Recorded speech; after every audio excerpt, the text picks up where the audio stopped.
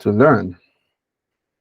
And day by day, a lot of HRs get a lot of emails, a lot of CVs that I want to design for your company. I want to probably intern. I want to do a lot of things.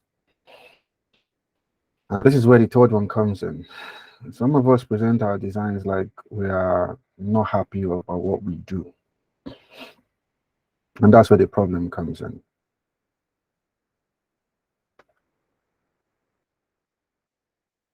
That's where the problem comes in, right? So we think it's, if I ever had written a CV, I've created a case study that looks right. I have put my portfolio somewhere online. I submit it. Then obviously, if I apply for a job, I should get a job. There are certain things that won't allow you to get a job. And I remember telling few out then, there are a lot of things that won't allow you to get a job. Number one, the location is very, very, very critical. A lot of people won't tell you this, but it's very important. Your location is very, very important. While I've been able to work for people around the world, I have also understood one of the reasons why it's harder for people back here in Africa to get job opportunities easily. First, we need to build a lot of trust in the person that is trying to employ you. And what I mean is,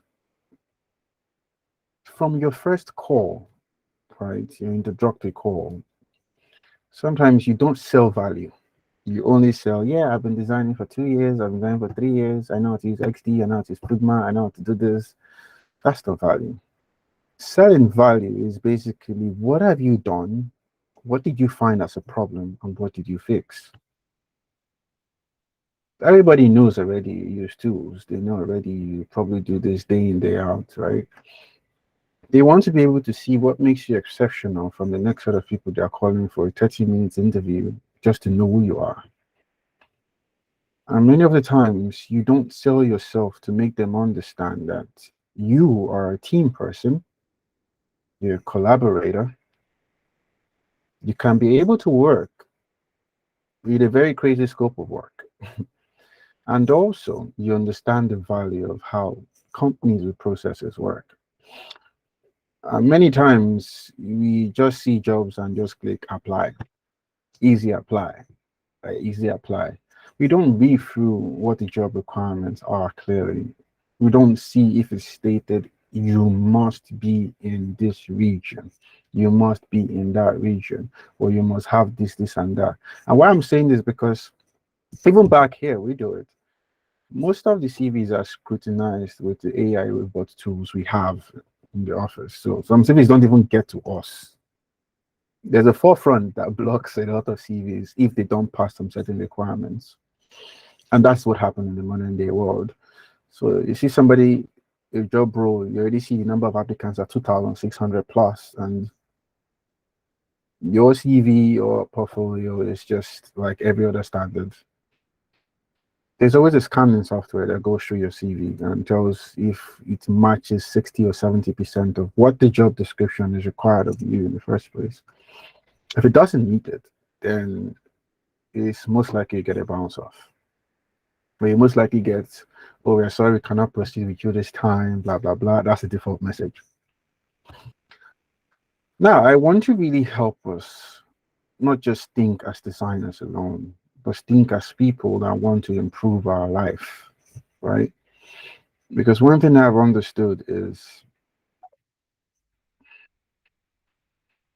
design is a very good part of tech, but actually is one of the most annoying part of tech, because things come up every day and you have to keep yourself updated.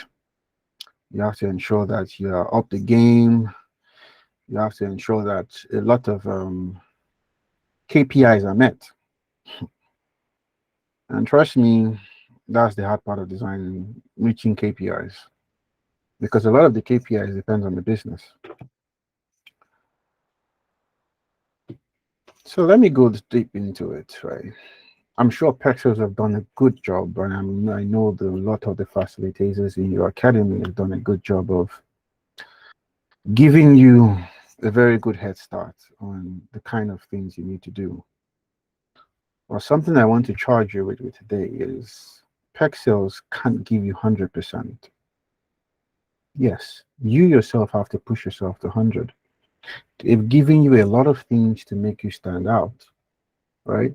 But you yourself have to make time to ensure you stand out. And what I mean by time is this. I look at a lot of designers, and designers getting to a point whereby they are beginning to employ people because of knowledge of what you know, certifications to back up the fact that you've learned those things, and also projects to show that you understand what you're doing. Go away from being a designer that's just posting UIs. The designer that's posting, I learned this, this is the certification of what I learned, and this is how I applied it to this UI. That's the story. If you do that, right, you are most likely to be selected amongst the many.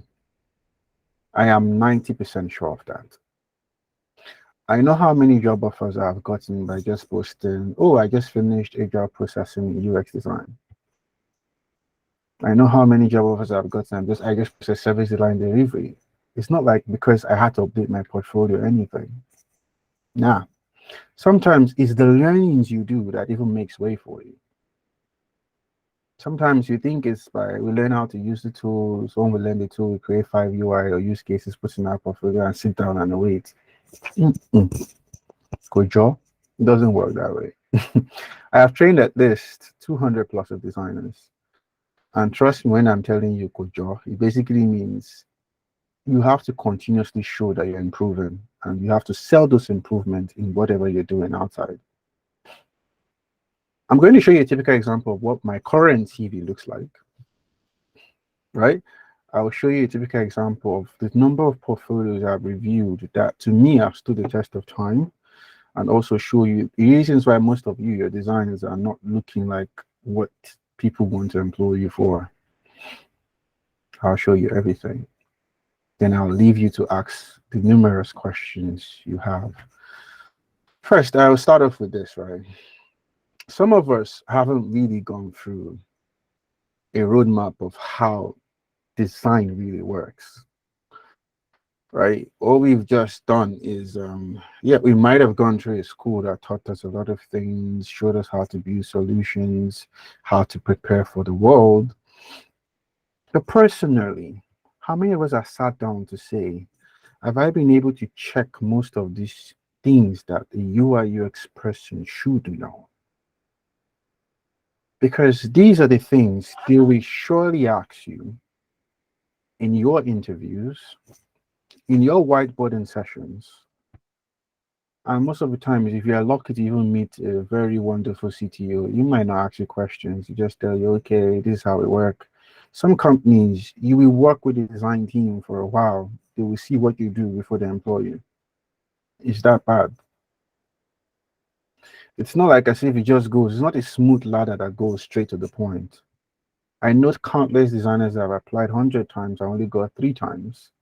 But that 3, they surely made a good offer out of it. So it's not like you must get in an offer every blessed day. No. It's just that the more you do these certain things, the more likely your offers are coming in all the time. Some of us don't even enhance our LinkedIn's perfectly well. Some of us, we don't even enhance our social media platform perfectly well. We've allowed so much distractions take over us that we've let TikTok and the rest of them forget what we were doing, right? And this is the funny thing. If I ask how many of us know some certain things, you might look, oh, I don't know it, I don't know that. But that's because you didn't create a list for what you want to achieve for yourself as a designer. And that list now drives you to be able to say, yes, I have accomplished certain amount of things. So this is a checklist I created some time back. It's basically every single thing that I feel every product designer or UI UX designer should be able to know, should have done, before you even come to the stage of saying you want to apply for a job. If you haven't done them, right, there's an 80% chance you won't be able to even get any creditable job out there. First, many of us don't even know the differences of what we're doing. We don't even understand the difference of being a product designer in a freelance space and a product designer being in a company space. Now, if you're looking at the company side of things, there are different ways we work. And that was what even made me say, okay, let me keep some certain things I was going to show and explain some certain areas and how everything are merged together. So I'm going to come to them one after the other. It's going to be quite a handful. Now, if I start this way and say, some of us know the responsibilities of what the UI UX person is, but how many of us really understand how that responsibility cascades into a company setting? Yeah, we might not be opportune to know that because you might not really have worked in a big company setting where all these processes are in place. Now, most companies out there, they would like to hire someone that understands what it is. And I've noticed in some certain questions they ask from the start, they can tell if you have this knowledge or not. Have you worked in a company before? Yes or no? Yes. Are you familiar with agile, blah, blah, blah, blah, blah? And you say no. From that alone, you've already told them you shot yourself in the leg. But I'll explain to you how to pass that, right? Every company in the world right now works like an agile setting. It basically means they're always iterating to improve things. And they have scrum teams, right? Scrum teams that is probably spearheaded by a scrum master, which reports to a project manager, which reports to a project manager, which reports back to the stakeholders on the board of trustees. Now, all this set of things are things that they expect you to have a basic knowledge of. Why? Because how do you tend to say you can really collaborate if you've not really worked with certain people in the ladder? And this now brings me to explaining how it works in-house, right? Currently, in where we work, we have about 8 product designers, 1 UX dedicated writer, 1 dedicated UX researcher, and we have a research and development team. So it's kind of really structured, right? Also, we have the art directing team where they are creating all the motion graphics and every other thing you have to work with. And we also have the customer experience people, customer success, customer service, all of them, we call them customer experience people. Now, you as a product design person will be interfacing with all this set of people day in, day out, right? So first, you even need to understand how they affect you. You need to understand how your collaboration with them matters. So how does it matter is, if I design something, who tends to bring these things to life is the front-end developer. The guy sits down and converts most of your assets into usable HTML, CSS, and JavaScript assets, right? And that is what you call your web page, which you use. And from the same design you've created, I will show you something physical so it doesn't look like I'm just speaking. It's the same design your backend developer uses to draw the structure of his backend microservices. It's that same design, that same prototype you've created that they used to write the sequence diagrams on everything. It's still that same prototype you've created that the quality assurance engineer will use to write his test script. So you can see how important what you are doing is. If you make a mistake or you flop, this set of people might flop. Because yeah, many of the times they believe you've sat down to do a lot of thinkings for them and you've provided a wonderful solution. And as I say, product design itself is not just by designing websites. The real product design is designing actual usable products that users will use and give you feedback for. If your designs are not getting feedback, you are not doing what you're supposed to do. It means something is missing somewhere. If you're not getting qualitative feedback, quantitative feedback on what you're doing, then it means probably I just they call them demo designers, right? They're just designing for the shelf. Put it, design, put it there, design, put it there. So whatever you've created, even to your portfolio, you can test it out. It might sound funny, but yes, you can test it out. Sorry, somebody is trying to distract me and I need to just mute.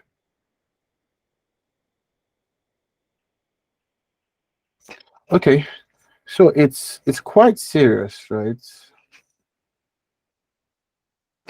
That we tend to skip most of the simple processes we need to learn. Some of us don't even understand how the design processes work perfectly well. I'm sure after they taught us in class, we just left it and said, "Oh, I did empathize design, I did," and it doesn't work that way. Trust me. In the real world, you don't really obey those processes like that. You don't play it end to end in parallel. Sometimes your empathy is at the end. Sometimes your testing starts first. So it's not really tabled that way. It's not really structured to be I'm designing from I did the empathy stage, ideation, I got this, I got that. No, it doesn't really work that way. Many of the times, 90% in the real setting is they're giving us something you call an SOW, which is a scope of work, right? Which you need to work with. Is that SOW that you use to create the designs? And is that scope of work they take with your prototype to validate with the customer? Now, the customer sees your prototype and tells you, come and demo it.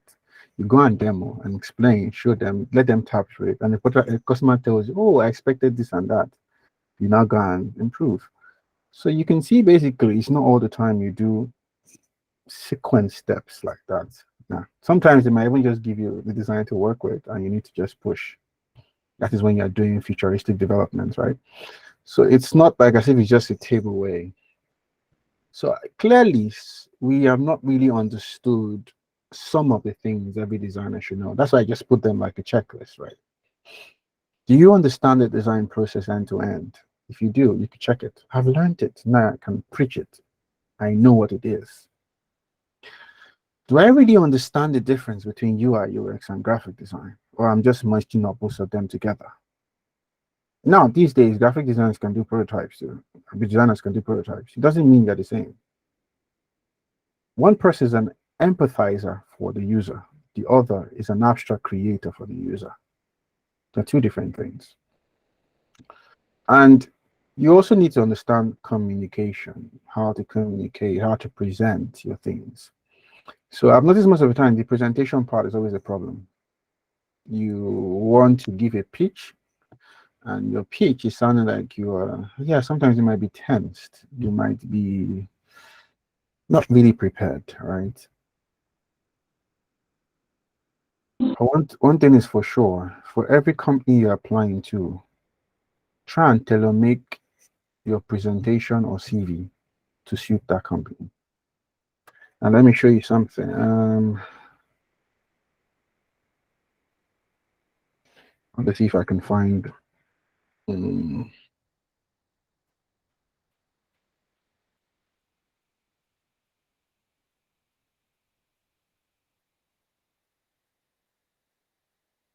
Yeah, I think I've seen it. So like I was saying, most of the problem is from the CV, so I'll just share once I'm done. So a checklist to help you really know most of the things you haven't known, so that if they ask you questions related to it, you at least can be able to answer them. Yeah, they don't expect you to know everything, but in this real sense, at least for you to say you've been designing for that long of years, you should have come across these certain things. So they ask you basically how you do your executions. How do you do design accessibility? How do you do design inclusivity? Basically, what it means is how does your design help in accommodating other things that are supposed to be implemented in the future? Sometimes we design like as if we design just for that one period and everything is going to fit perfectly well. Leave it for the devs. Trust me, devs will frustrate your life. If you work in a real setting, they will make you hard, especially if you're someone that does not really have the basic understanding of how syntax or coding languages work, right? They might tell you everything in design is not possible. That you need to change this, you need to change that. Meanwhile, 90% of the times is because the dev himself does not understand the tech stack. So I'm sure Perxels would have taught you how to craft personas, how to do all. So all these things are things I'm expecting that you should know. And you can see that they're quite huge. You need to understand how to create user flows and all this stuff. And why I'm saying this is because everything you see here is what makes up this guy you call your case study, which you put in your portfolio, which you then use to apply for jobs. And 90% of the times, our case study is like a template. I used this tool, I used that tool. One, and I did user research. This is my persona, this is that, this is this, my wireframe, this is my high priority. And if you submit a UI UX design portfolio and your reviewer cannot tap through what you've done, you've failed. Take it from me, man. It's what happens. We see it every day. If you're applying for a UI UX role or a product design role and you do not prototype your work for them to see what you've done, you might not get called back at all. Even if they speak to you the first time, they will just feel you don't know what you're doing.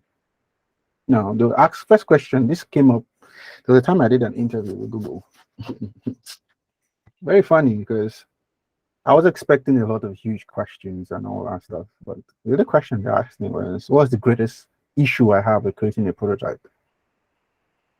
And me, the first thing I said was, I think I said the micro interactions and also nested linkings, right? Because it could be very crazy when you're trying to work with components. And the guy said, okay, I should show him an example. And lo and behold, when the when the ministry is still helping you out, I opened the work I was currently working at that time, and I showed him all the stuff I was doing. And he just said, fine, fine, fine, fine. So Femi, when can we have the next session? Or that was the end. There was no other further questions. Initially, he told me he had like 20 something questions to ask me, and he said that was the end. So indirectly, what it means is he understands that I know what I'm doing. It's not just that you're saying it and putting it, and it's just a bunch of images that someone has to scroll through. Whenever you create a good portfolio, there should be a point where you see interact with the portfolio, test that use case study. These are the prototypes, let them be able to see it, because 97% of the time, the UIs tend to win easily when they can capture. Yes, people say, yeah, you do research and all that stuff, but see, the way it is the world now, seeing is believing. So they tend to buy it easily when they can see what you've done. And that's why I keep saying it. Do we really understand most of the design terminologies? What is design thinking? What is design depth? What's technical depth? What are all these things? What is NPS? What's CES? What's CSAT? We hear all these things, but have we ever sat down to ask ourselves, what do they mean? What is heat map?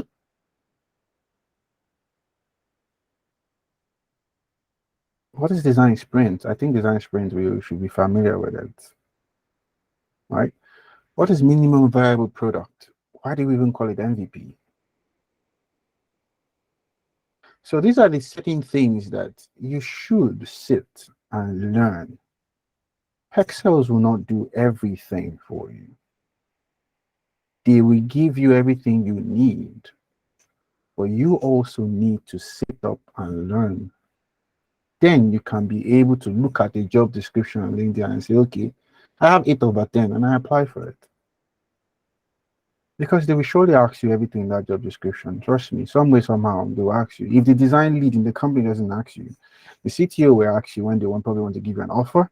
When you're doing your whiteboarding session, they will give you a question that has everything in it. They will try to make sure they get everything out of you. So it's very critical to be able to understand all these things. Okay, Let me now move over to what I wanted to say. Before I start with the portfolio, I'm sure if I ask many of us how our CV looks like, it's probably going to be generic CV. Yeah, but one problem with the CVs is we don't tend to show what we do. It's like you say you are a bricklayer and you don't carry the set of tools you used to work. How would they not identify as a bricklayer easily? There's certain things they see you holding or doing that makes them say, oh, this guy is a bricklayer. It goes back to the same with design, right? If I'm applying for a role of a senior product designer, I have a senior product designer CV. If I'm applying for the role of a UI UX designer, I have a UI UX designer tailored CV. If I'm applying for the role of a product design manager, I have, or a principal product designer, they are dedicated CVs because there are different things you should be doing.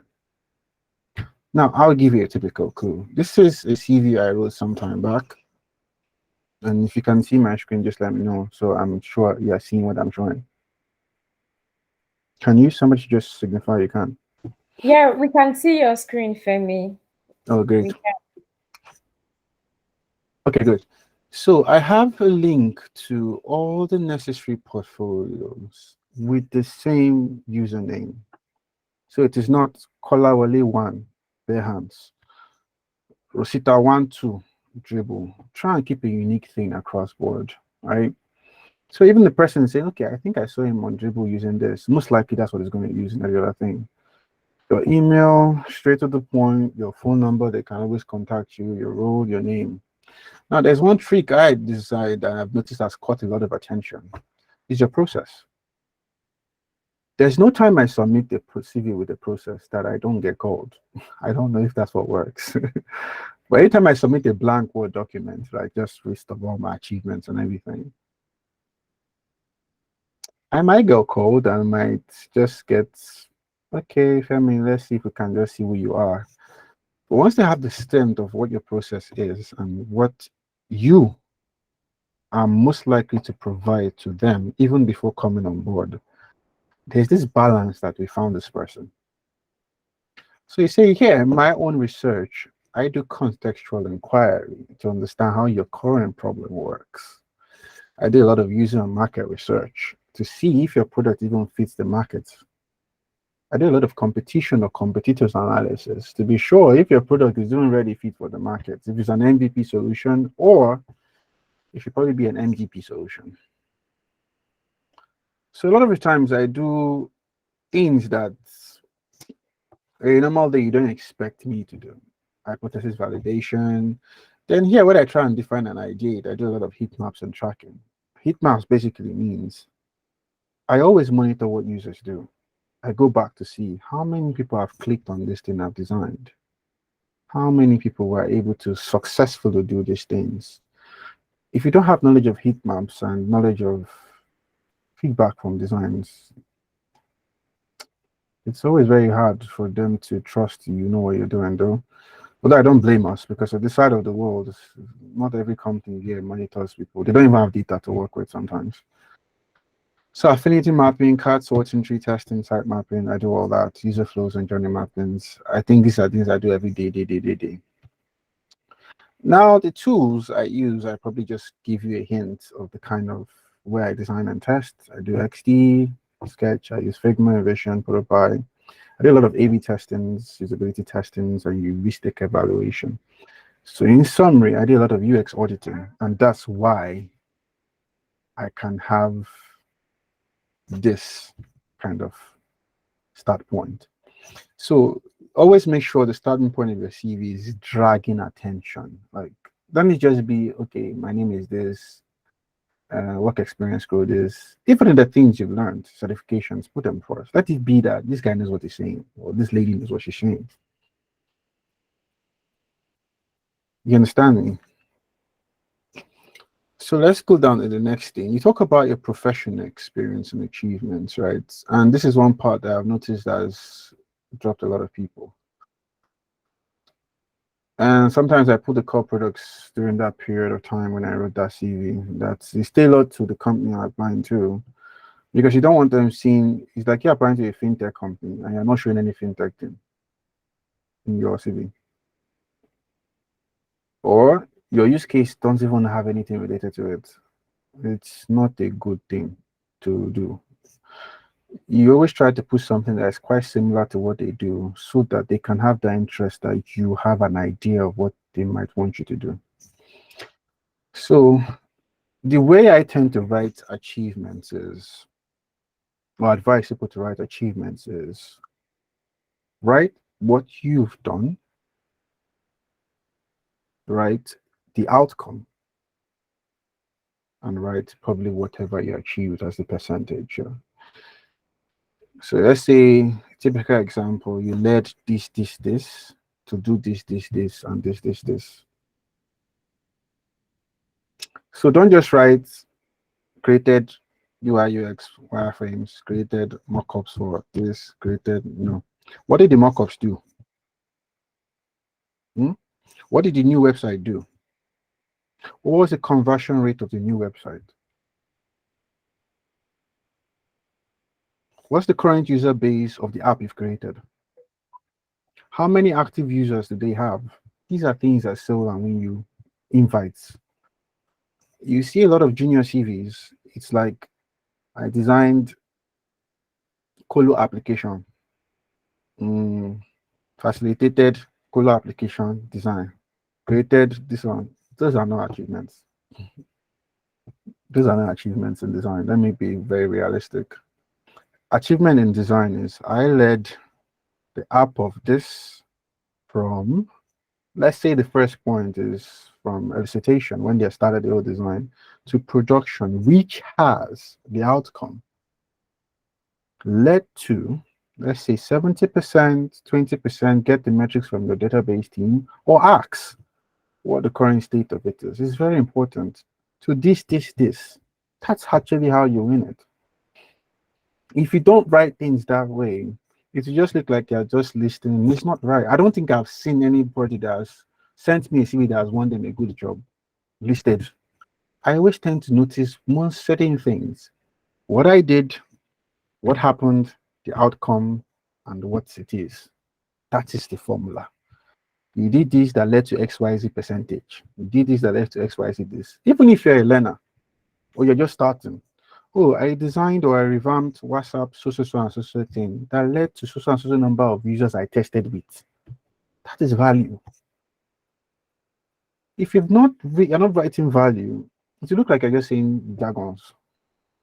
And like I said, they use a CV scanning system. So they scan, I think I have any achievement in this format? Yes, no. So you can imagine how many people have dropped off just from not putting things the right way. So it also now goes back to, so that's basically the way you just write them. It also now goes back to even your education and trainings. Advertise your distinctions, advertise the courses and certificates you've taken. If that role you're applying for a service design lead, put your certification that shows that you're a service design lead person, or that you've done it, or you're even doing it, or you're practicing it. That's the only way you can be able to stand out. You see CVs, nothing, no, it doesn't work that way. I'm giving you an assignment. Go and look for the best-selling CVs right out that have won you. You will notice a pattern. There's a pattern in how they present their achievements, the pattern in also how they tell you about their educational things they've done. Yes. You can also write I've mentored in this and that. That's all those ones are secondary, but put the things that makes you stand out in your CV, right? You could at the end write your soft skills, your skills, two stack, depending if you feel like doing that. But because I know definitely this is a management role, that's why I did all this. So whatever CV you're doing, let it be tailored to the level, and also let it have some similarities to the company you're selling it to. Because don't let it just be write up. No, no, it's not good. Let it be sequenced in, I did this, he achieved this. And for junior people that are starting, let me give you a clue. Mhm. It's even easier for you guys to get job than senior people. Yes, this might sound very funny. I'm being very truthful. A senior person will go through a number of scrutiny. A junior person will always be overlooked. Okay, we can take him, we'll train him, we'll take him, we'll train him. A senior person, once they're setting a pattern and they're not getting that pattern, they just bounce, bounce. There are other people that want to. So for a junior person, your CV should look like you are hungry to do things. Well, I've done this, I've done this, I've done that. I've done this, I've done this, I've done that. I applied this, I learned this. I'm currently learning this, I'm doing that. It's very important, it's key. You don't necessarily have to make your CV look bang, bang, bang, bang. You can still use Microsoft Word to use to write it, but at least let those important things be there, right? Let it be there. Let it be things that if they wake you from sleep, you can defend. Okay, you say you know how to do user testing. How is user testing done? Because they will ask you questions like that. What is the difference between user testing and usability testing? They will ask you. And if most of these questions you cannot differentiate, then there are problems. There are problems. So now let me go to the portfolio. Now this is the part where a lot of people will say, have I been doing it right or wrong? I'll give you a hint. There's no extremely right way. There's no extremely wrong way. Just there are better ways you could represent things that could get you what you need quickly. So introduction, what should a job-winning UI UX or product design case study have? Before this, let me show you something. Why sometimes we have done all the assignment of getting the research values, we've gone to the field, we've asked people, fill this survey for me, I want to create this app. And when you finish, come and help me test this app. Does it look nice? How do you feel? One problem I've noticed is how we represent things, right? Two, some of us, our prototypings are very terrible. It's you want to submit a prototype to someone that will review, it's from the start, it's already breaking. And I'll be very honest with you, right? If you want to work in companies, your prototype will go from looking like just 5 screens to 297 screens plus. I have a prototype that's about 587 to 700 screens. Why? Because now you'll be going deep down into designing things with component systems, and you'll be typing almost every single view, especially if you're working for clients that are very keen on user experience. I'll give you a typical example. MTN is something else. You down to it, you do it. Google is another one. Some solutions we did too. You down to it, you're showing every single touch point. Uber is another one. So you can't Airbnb. Oh my god, these guys are something else. You will show every single view and the expected outcome. So while I'll show some certain things, this is just between the call actually. Some prototypes you will create will look very structured like this, right? And you have so many thousand points of lines and linkings like this. This is one in Figma, right? It's not just showing them homepage to log in to this one, to that one, then finish.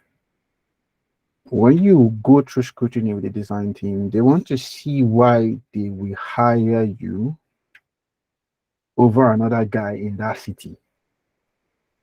It basically means you have to narrow down to the complexity of selling the value, not just talking the value.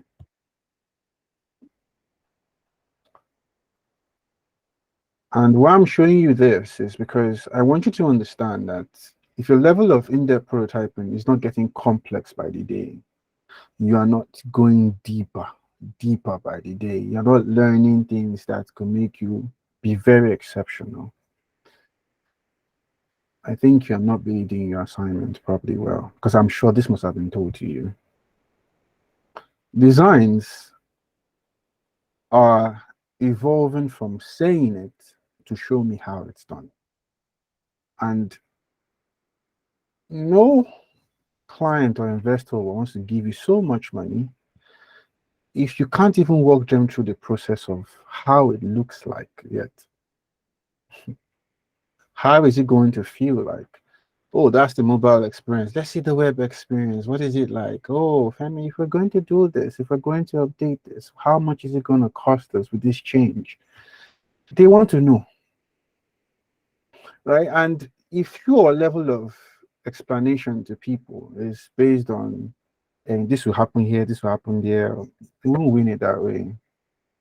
And that's why most of the times when they tell me, you have an interview, Femi, or we want to go and meet a client, I'm always happy because I know nothing will happen. They will call us back. Yeah, I will do my assignments. I'll probably pray and do every other thing. But one reason why I'll be sure is because what you see is what you get. Everybody wants to be able to identify with, I have seen the value of what they have. Now I can pay for it, even without me seeing if it's in production. Now, I'll give you a clue. 98% of companies now in tech validate their solutions using prototypes. They don't write one line of code. Once that prototype is validated and signed off with an MOU or a POU, they then now start to implement. Because from that MOU, there's already another percentage of funds they will collect. That's the idea. They've not spent any money developing. They're on the design phase. So it's much more profitable to make all the mistakes at the design phase than making it at the implementation phase.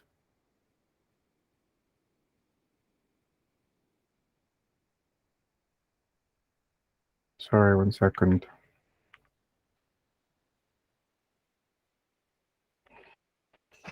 Okay, so let's proceed. So what should a winning use case study have? Number one, I said it should have a good problem statement. It should have a goal. What is the goal of the product?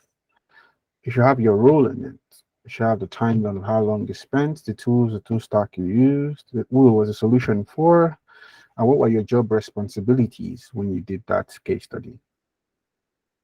65% of the times we miss most of these things. We just write this, I did this, and move on. Don't be too hurried to don't be too hurried to sorry, let me mute.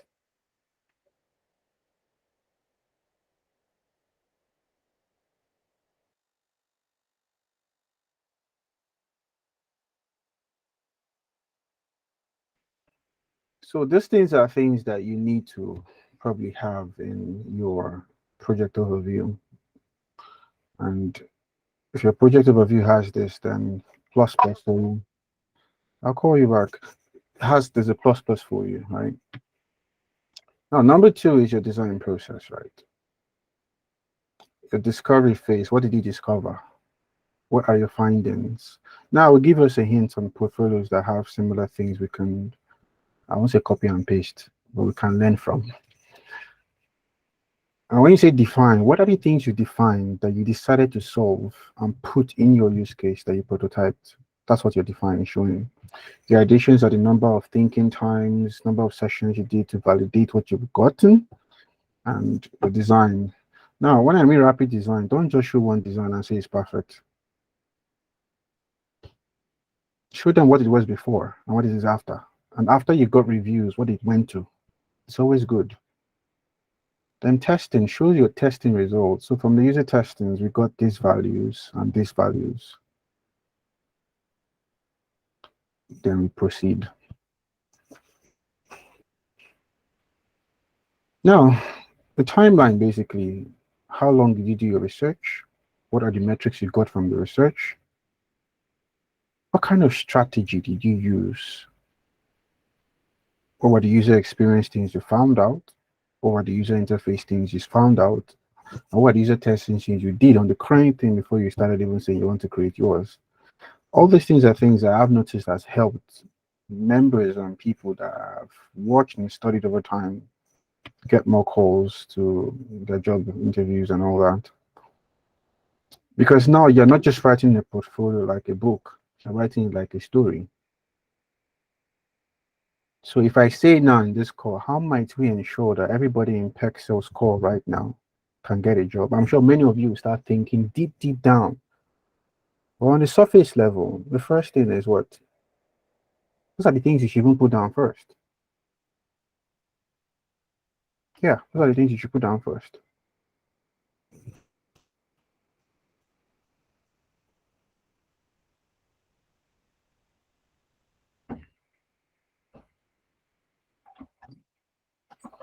One second, please.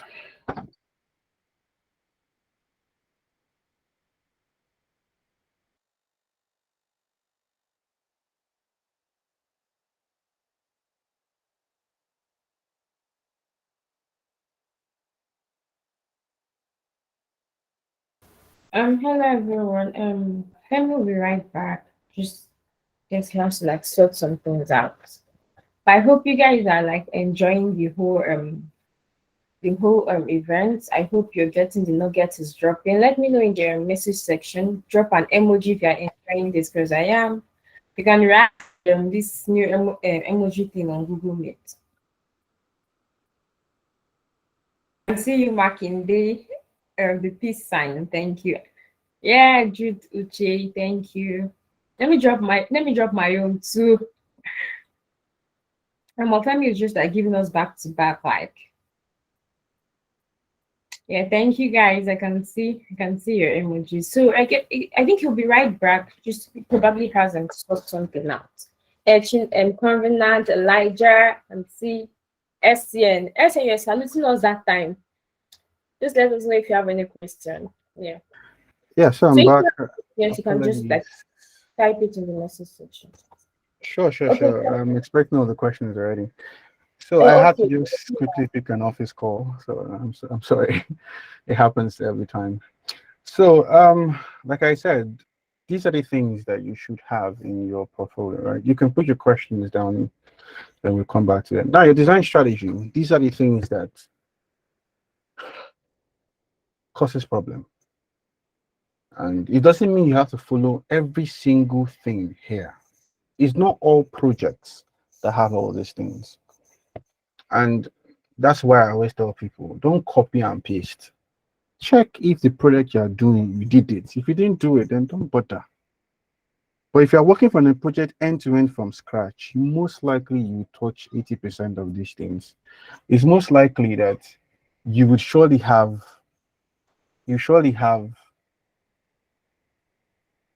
welcome, you surely have something that are kind of linked to all these things. So, typical example now, if the first strategy we did was user research, what kind of user research? We did quantitative, we did qualitative, we did tree sorting researches. And from that, we did focus groups, divide everything. So from the qualitative research, we found out that 65% of people don't have this, but they have this. Now, I will clearly give you a portfolio that shows sequences of this kind of things, so it can help you change. You know, I said about presentation too. Present your prototypes well. Now present your case studies well. If you do a new product, you must surely show your competitive analysis. Yeah, because how can you tell me the product stands out without you showing me what you're comparing with? You must show it. And let me give you a clue how we mark. That's my, I want to give you a very bad clue how we mark. It's something like this. It's a very long sheet they send to us when we try and do hiring consultations. The sheet will just be like this. And what they will do is, does project have user research requirements? Check. Does it have competitive analysis requirement? Check. Does it have customer journey map? Check. Now, affinity mapping is not all the time we check because it depends on the kind of project. But the key ones, does the project have a persona? Check. Does it have an empathy mapping? Check. Does it have a journey map? Check. Now, does this guy understand architectural user flow? Yes, check. Card sorting, not all the time. Information architecture, not all the time. Low fidelity wireframes, mandatory. High fidelity wireframes, mandatory. User testing results and usability results, mandatory. And by the time you're now opening some case studies, you're already seeing that out of 10, it's only 2. And you're looking so much, how can I help this person? How? You've tried everything to see if you can even contact the person. But unfortunately, you like the person's designs, but it doesn't just have all these things. And in the end, you now say not fit. You now have to tell the person no. It's not because the person is not good. It's because the person didn't meet the checklist of all these things.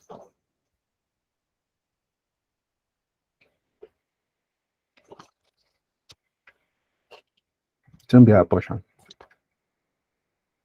Now let me show you something. Then I would now give you a typical clue of how I want to show you someone that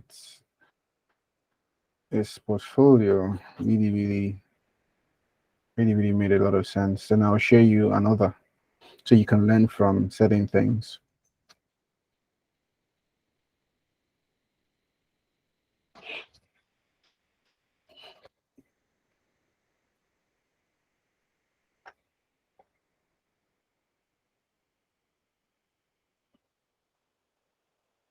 Now this is, let me just drag this here for us to see. If you can still see my screen, do let me know. I can't see my own screen today. That's weird. Collins, your hand is up. Oh, you're saying yes.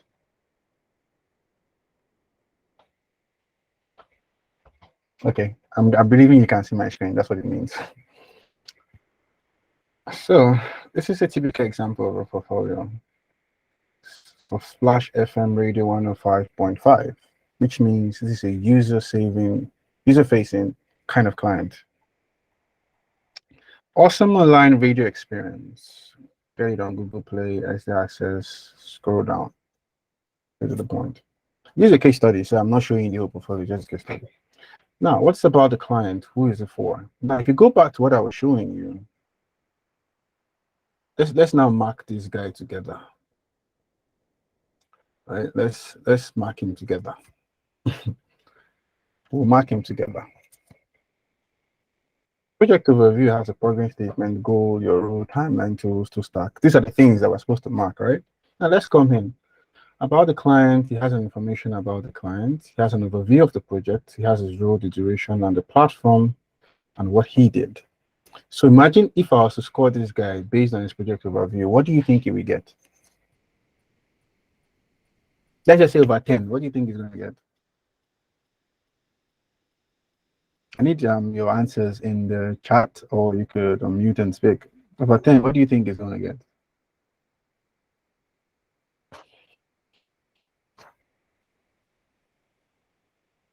9, 7. Awesome, awesome, awesome, awesome. Very good. It shows a lot of us here. Many of us have started doing some calculations. Now, this guy will get nothing less than a 7. Except I want to be biased and say, oh, I'm not nice. I'll give him a 5 or a 6.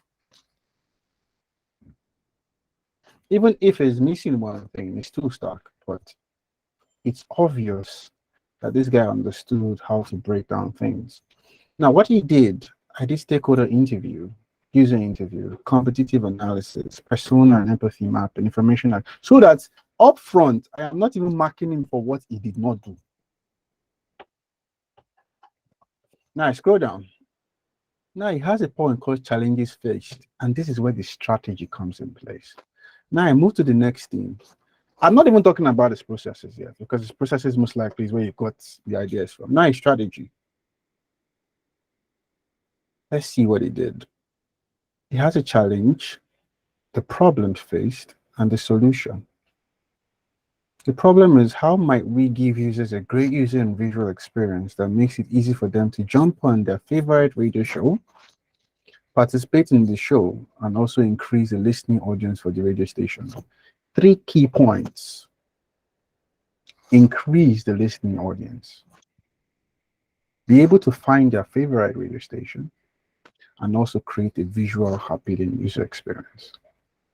Now, the solution they proposed was to redesign the Splash FM this with the aim of improving this and to increase audience retention. Now, what were the problems with the current solution? Not visually appealing, poor readability, poor navigation, and obviously you can be very, very through that this is terrible for UI. I'm sure some of us can't even do this if we're sleeping. It's bad. Now let's go down.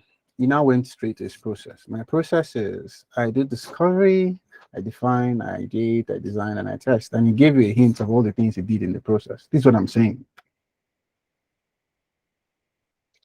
So he already told you these are the things he did, but he's not listening to them for you in what part of his process he did them.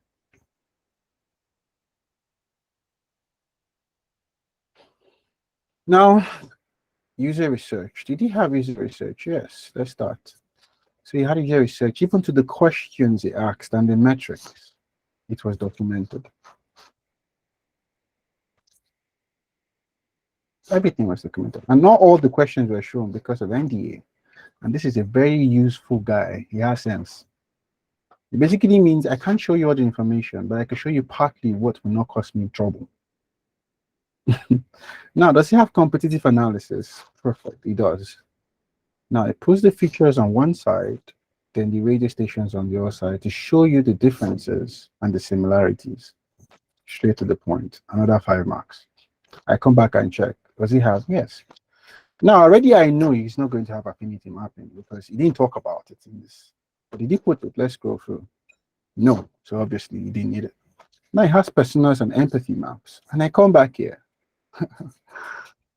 This guy already is scoring points. And his presentation is awesome. So he comes back and says his persona is Chidi or G. And there's one thing that I've noticed in personas we don't write. He also made the mistake.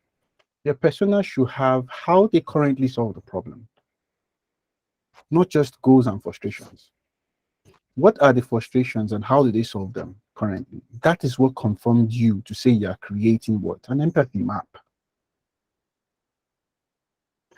Now, he has an empathy map for this user, not just a random empathy map. What he thinks, what he says, what he feels, and what he does. Then he has a second persona, and he has an empathy map for that persona.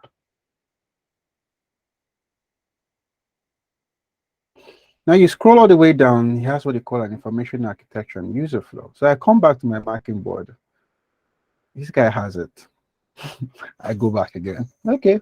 I go through the information architecture. Well, let me bust your head, right? It takes an average of 30 seconds for us to go through a case study and decide if we're going to come back and check it again. Yes, I'm very truthful. 30 seconds. We just glance through, we find out that everything we need is there. We now pin it and now come and detail check it. So if it doesn't have most of the things at the first glance, it's closed. Bye-bye. I'm being very realistic. It's closed. Bye-bye. Nobody comes back to it again. So he has information architecture, he has his user flows, he has his low fidelity wireframes, which I marked negative for him because these wireframes are useless. I can't see what it does. Wireframes are supposed to be static blocks that shows typical representation of what the actual thing should be, not just putting blocks. So this was the only part I marked negative. And when I spoke with him, he said, yeah, he missed it. No problem. I'm just giving you a hint that not every portfolio is 100% perfect, but try to aim for the best. Now went straight to his high fidelity wireframes. If I were him, my lo-fi, I would write what are the values and learnings I got from the lo-fi testing, Then I will now come to my hi-fi. And he has his hi-fi, all looking sweet. Dark mode for that matter. And this was where he killed it. He did it before and after. So you can validate the experience of what it was before and what it is after. And now we went to usability test results and feedbacks. The guy did usability test, even put the images, and I come back and check. Did he? Bam, bam. So already, this guy is already scoring more than 8 of the mark. So tell me how this guy won't have another move to the next stage. And he wrote his feedbacks he got. He also wrote after the feedback, the testings he did and what he updated. And at the end, he wrote thank you, put his email and everything.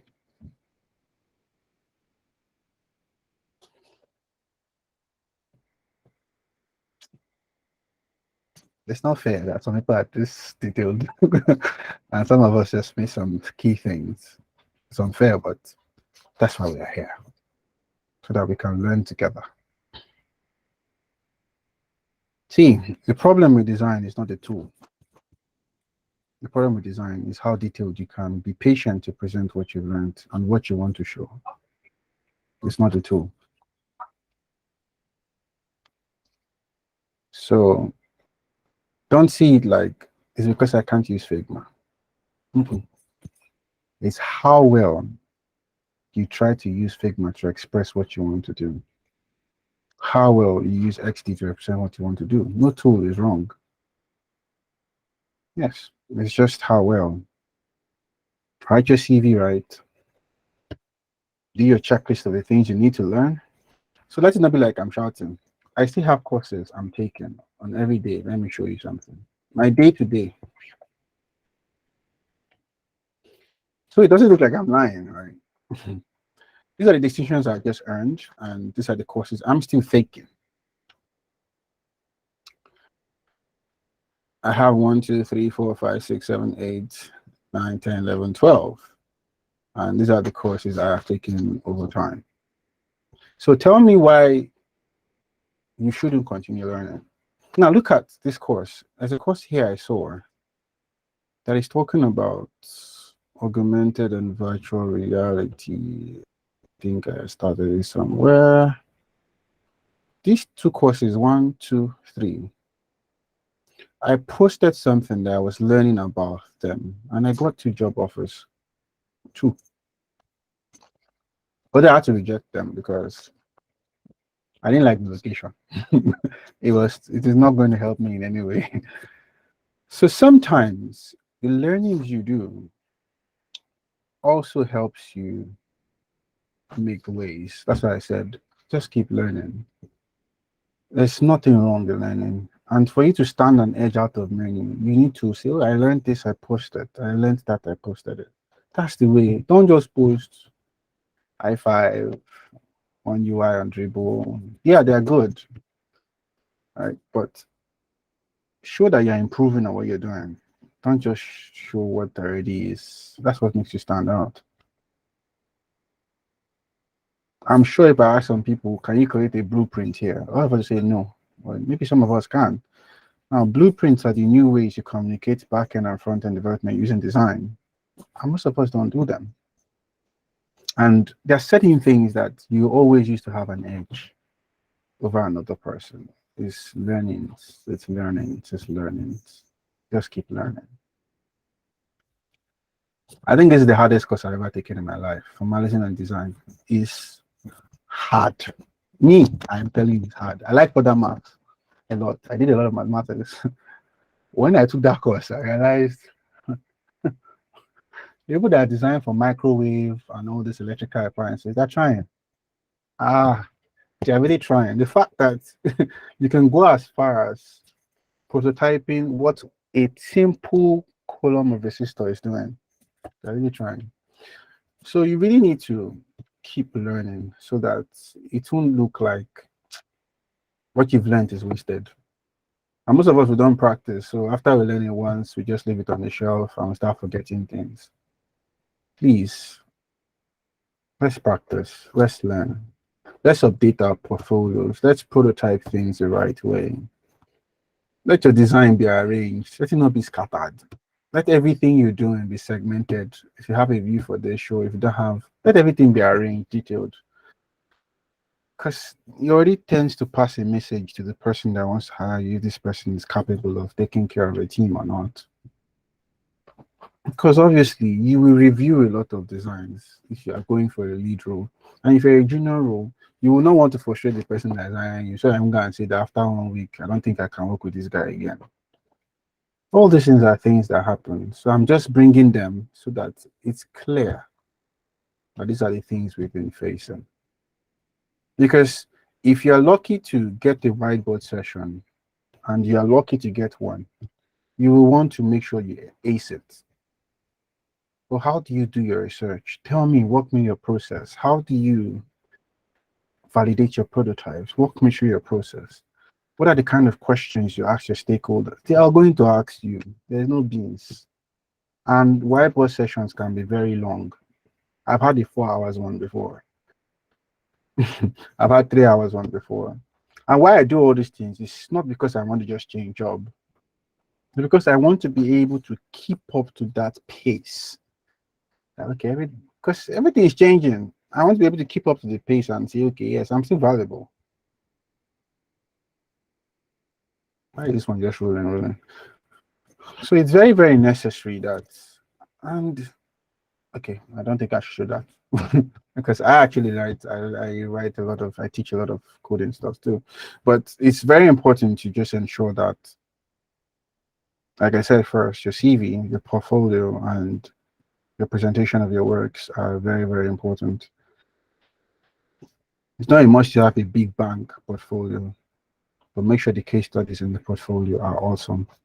And if you're going to be creating a portfolio on Webflow or on Behance or whatever, let your 4 works always show first.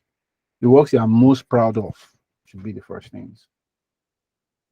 I don't know if you have to start pinning things down, but just make sure your 4 works are, or you have a place where you have your use case studies, then you have another portfolio where you show only your shorts, all your UI changes, or your play, all the things you're trying to learn.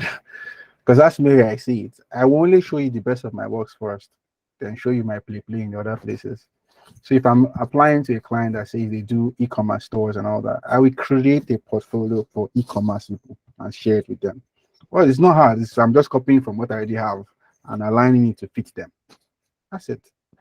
Then I probably put it somewhere. Either I put it on Notion or I put it on Behance or I put it on, or sometimes I just record a presentation video and share with them so that way, even if I have any NDA issue, it's tailored in the video. So that's another way I do it. So I don't think it's a problem. I'm just going to share the things I have talked about, all these things I've shared later. I'm going to share with the Perxels teams. I think they can give you access to it. So at least you can grow and also share portfolios that can help you be a template structure of how you work with. Because in the end, blessed are the doers, not just the speakers. So as you're hearing me, you have to go and do it. So I'm going to share everything. I don't want to hide anything from you. I don't want to keep anything. I want you to be able to sit down, take whatever you've done so far, look for the mistakes you've done, take off your shirt, and start working. I don't know if that's the best way I can put it, because you can't see someone that steals the ground that will not be proud to tell you that I'm doing all these things. No. So sit down, open each of the projects they've given you, your duration times you've learned before you became an alumni, and sit down, look at things in the world that you want to change. See, I say today that anybody that can prototype a good flow of how Lagos can stop traffic, I personally will get at least 4 jobs. That's the amount I can't even tell you. I've not had time to think of the solution, but I think I know the solution. There are certain things that we have not been thinking of that if we just push out once, we get a lot of calls. Don't just be designing designing bank app, I'm designing this, I'm designing that. Look for obvious things that yes, you can be proud to tell them why you did it. So I think at this point I could take all the questions while I try to send the links to Yeah, Obong, the design I shared to you is someone that is an intermediate designer. He's not even senior. He just finished learning UI UX like I think a year and 2 years ago. But why you see him that detailed is because he came from the graphic side before he became a UI UX designer. So that's why his work was that detailed. And I'll share you another one that is a junior designer. But if you look at his portfolio, you'll marvel. I'll share everything. Let me see if I have that one quickly. Then I think I'm ready to take any questions that are available while I find that up.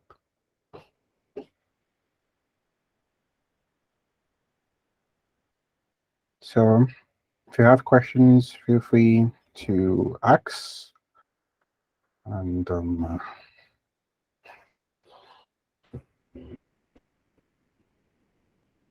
Okay, thank you so much, Femi, for the amazing insights you shared with us. Thank you so much. Please let's celebrate Femi in a Perxels way by dropping your emojis. Thank you, Damilare. Please let's celebrate Femi because what he has shared with us is what people pay for. This is what people pay for, and you're getting it for free from him. Like it cannot be quantified, guys. So if you have questions, just like Femi has said, just you can indicate by raising your hand, like using the whole stuff that you used to like ask and then you can also like drop your questions in the message section. I can see Damilare raise saluting us. Damilare, what questions do you have? Okay, I can see some questions from Umbog SN. Don't worry, we'll attend to everyone like one after the other. Okay, so let's start with Damilare first. Damilare, what's your question? Oh, good afternoon, everyone. Good afternoon, hi, Femi. good Yeah, afternoon. thank you for the presentation and the new advanced knowledge you give it to us. Thank you very much. A quick question is that I want to ask is that in showcasing on the UX motion that you are talking about, the Mhm. Yeah. micro and the other aspects, how can we showcase to our stakeholders, in terms of presentation or someone trying to recruit us? Okay, let me give you a clue what we do. You see this design I showed you, right? Let me just play it, and I'll just give you a clue of what it looks like. It's for a very top-notch client, so I'm expecting that it's recorded. I should not be blackmailed. But anyway, whenever you're recording, you can embed your prototypes in your presentation. That's the number one way. Embed it. Pick the embedded link from Figma or XD, whatever you use. Embed it. It will surely fit into the prototype dimension. Number two, safe means record the videos. If you create videos of them, it's very easy to target what you want to show them that wows you, and most likely we wow them, right? But if you don't want to use videos, right, you could create GIFs, but that's more stressful. To me, I tend to use videos most of the times with me explaining to them what the process is. So sometimes I use tools like Camtasia or OBS Studio. I could play my prototype just like I'm doing right now. Then I have a video of myself walking you through the processes. So for a new user is expected to have this set of information to log in. Is you walking them through the process, very short set of it. And you put the part that you're most proud of, especially the part that is showing the value that you solved in the problem. You put it down and say, now you can watch a video of how it works, or you could just put the embedded link, which shows in your prototype, in your case study, that they can use to interact with it. Right? Yes. So you get what I mean? And sometimes you could also, if you don't want to record a video, you could just embed the link. But the two safest ones, like I said, is best you either embed a link or you record a video. Those are the two safest ones. So that way Thank you. you are not really worried about if it's going to show, because once you embed it's going to show. But when you put a video, most likely it's going to show. But what I do sometimes is if I know that, okay, I'm trying to show mini snippets of certain things that are happening that I didn't really cater to in my write-up, I could put a very small GIF showing, okay, at this point, there's a communication with the backend that retrieves user details that shows this.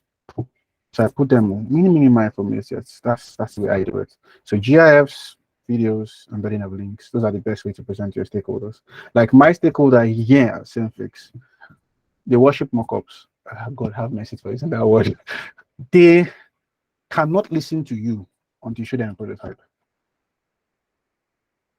It's that bad that if we say we have stakeholder review, the first thing here is, oh, where's the design team? Okay, who's presenting? Can I have a prototype link? Let's tap through. So, buy. Let me use that Yoruba. If you have not done any work and you've been lying, you've done work since. It's that day that they open your ash. I'm telling you, because they'll just say, but you told me you spent 5 days doing this thing, or you spent 1 month, and you've not shown us anything. How? It goes so bad that my CTO knows how to use Figma because of review. My MD and ED, the group, knows how to use Figma and XD.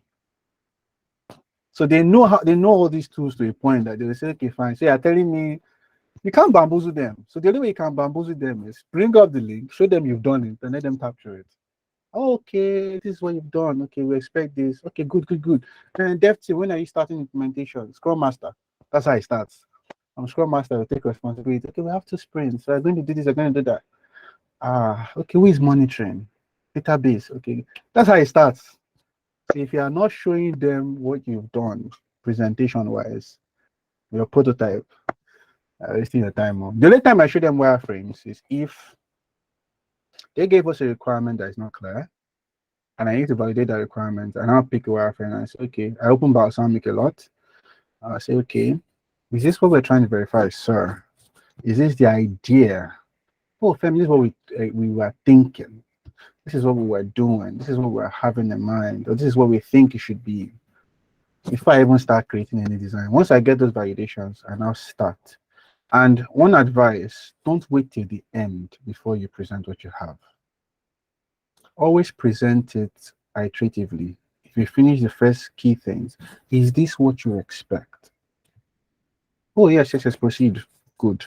We're thinking of modifying this, because if you finish and they say you should modify, you are in big trouble. Because imagine you modifying something like this because of one place you made a component that you didn't change.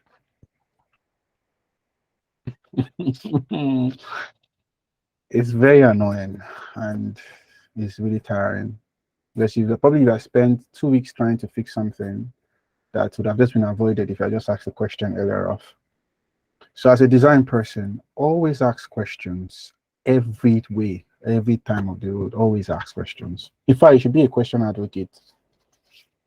And I like my team so well that whatever they're creating something assigned, and Femi, this thing, we don't understand why this thing is here. Why is this clause written in this statement?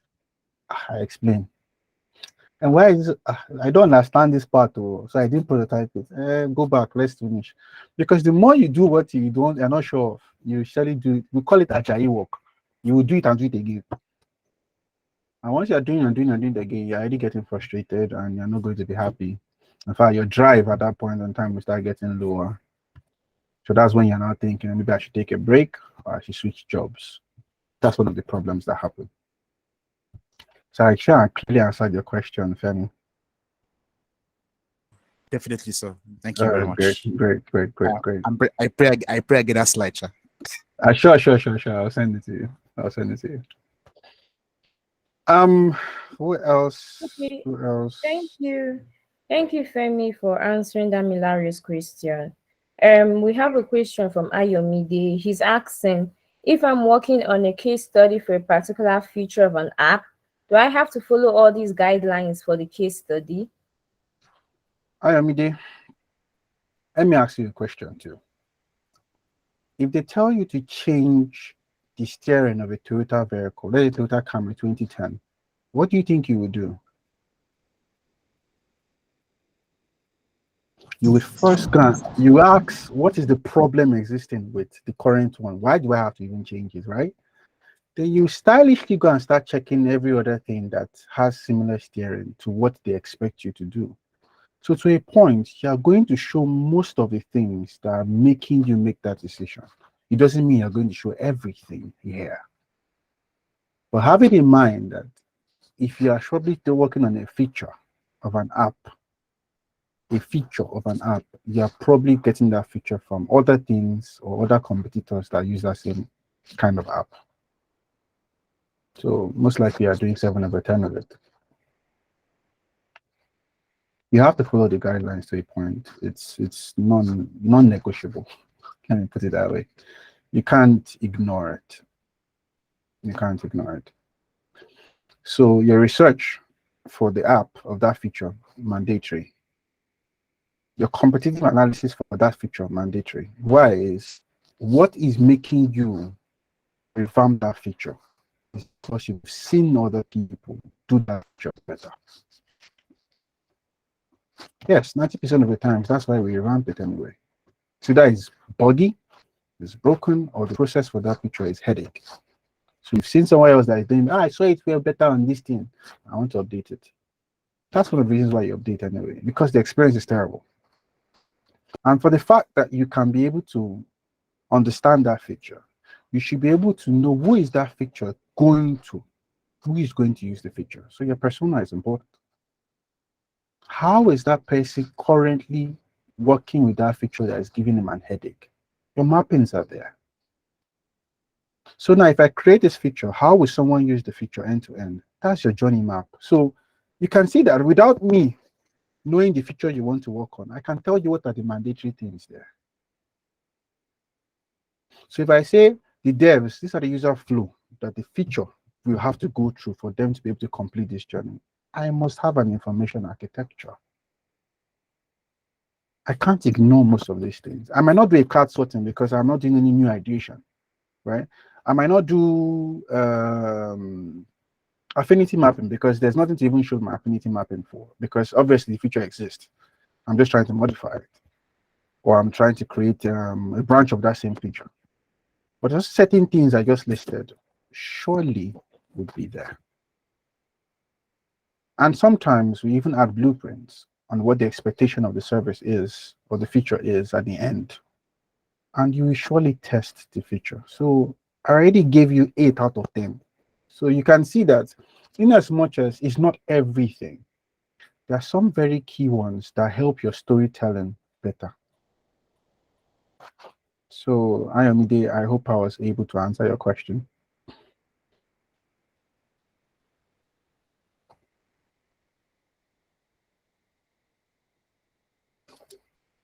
So I take your silence as a, is Ayomide here? Yes, sir. Okay, great. Next question is, would you Okay. You I think can I go can. ahead for me. You Okay. can go ahead. Would you recommend some sites we can share our portfolio to, please? Ubong. Yes, I think there are certain websites that wait, now let me get the question clear. Is it that you want to host your portfolio or you want to be sharing your portfolio on the sites to get jobs? Or let me be clear, Ubong, what's your question? Are you here? Yes, I am here, please. Okay, so please break your question much further so Okay. I can understand. What I meant is, some cases you have recruiters asking you to send your portfolio or share a link to Oh, your portfolio. Yeah, okay. because I usually find it difficult. I mean, since I've not uploaded my portfolio on any of the site like Behance, Dribble, I've not done that. So I am looking at a simpler site. I can just drop my link because at least I've seen some other people dropping their portfolio on a similar site. Do you understand? I get you. Well, let me give you a clue, right? Do you know the tool you are using to design can even host a portfolio? Yes, I do. But I usually think, what if a recruiter doesn't have um can't use Figma? Okay, let me ask you a question. Is it the Figma link you send or the prototype review link you send? I think Figma that's where link. the Figma link. problem is. You want Oh, someone to review something, you're supposed to send him a link he can access, not just your design link. Okay, let me give you a clue, right? If I'm to send this to a client, right, the first thing I go to is I go to share, right? And I okay. switch can view. I have to change the permission here to can view Yeah. prototypes. It's the prototype I want you to view, not just my design. So I copy this link then send to the recruiter if that's where my portfolio is, though. Now, let me show you Okay. something. That's basically what you do. And as I said, it could be any tool that you can easily manage. So, Etienne, this is very important, right? Don't put your portfolio where to update it is a problem. So you have to start looking for somebody to help you update it. You don't have knowledge of HTML, CSS. Webflow is looking hard for you, or you don't know how to use WordPress. Use your portfolio in a way where you can easily access, you can easily update, and make changes quickly. Okay. Yeah. Yeah, sure. That's what I So was if looking it's at. a lot of people that I've interviewed for use Figma as their portfolio presentation. I even have a showcase on Figma. Let me show you something. Let's not be like I'm shouting. I have a showcase of a portfolio on Figma that I only use when I want to just maybe I want to play with that client and know that they are really serious.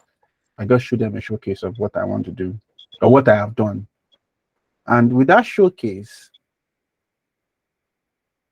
90% of the times I always get the call back. And this doesn't mean I design it on Figma.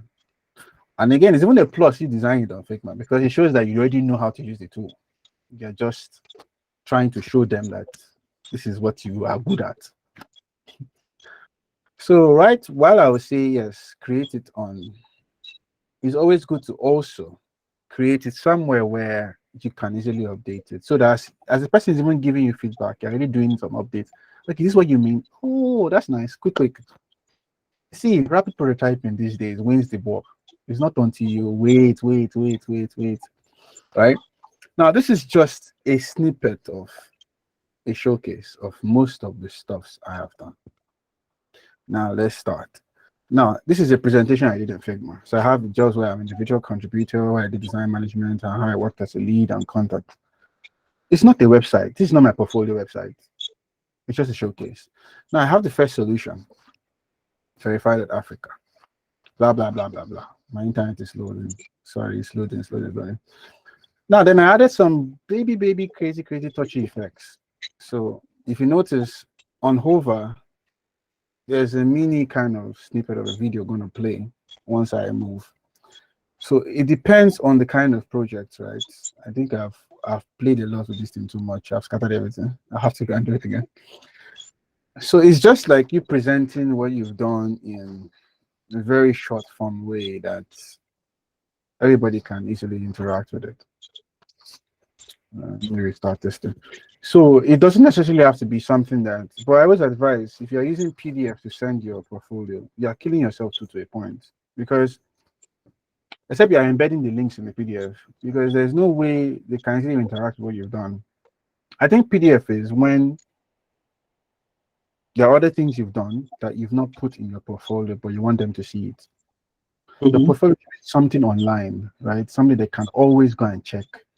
So I advise if you don't have funds to probably create a personalized portfolio, or I do ubanksn.com, right? You could just go to Behance and create your case studies in Behance, and they will surely look lovely.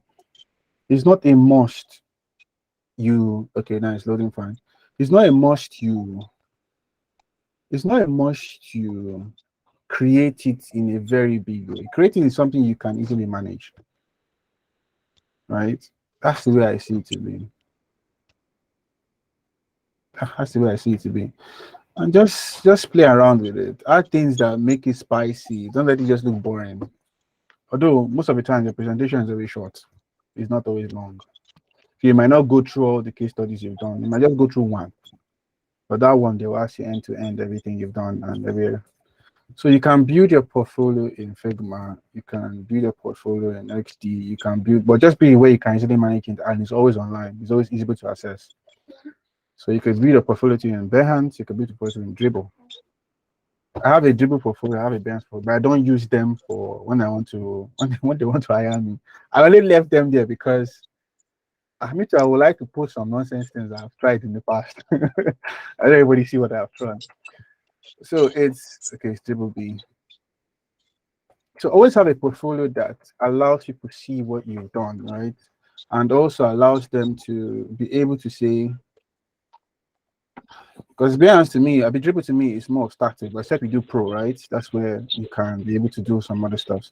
So all these things I've done that in the past that I haven't forgotten, I can just dump them there.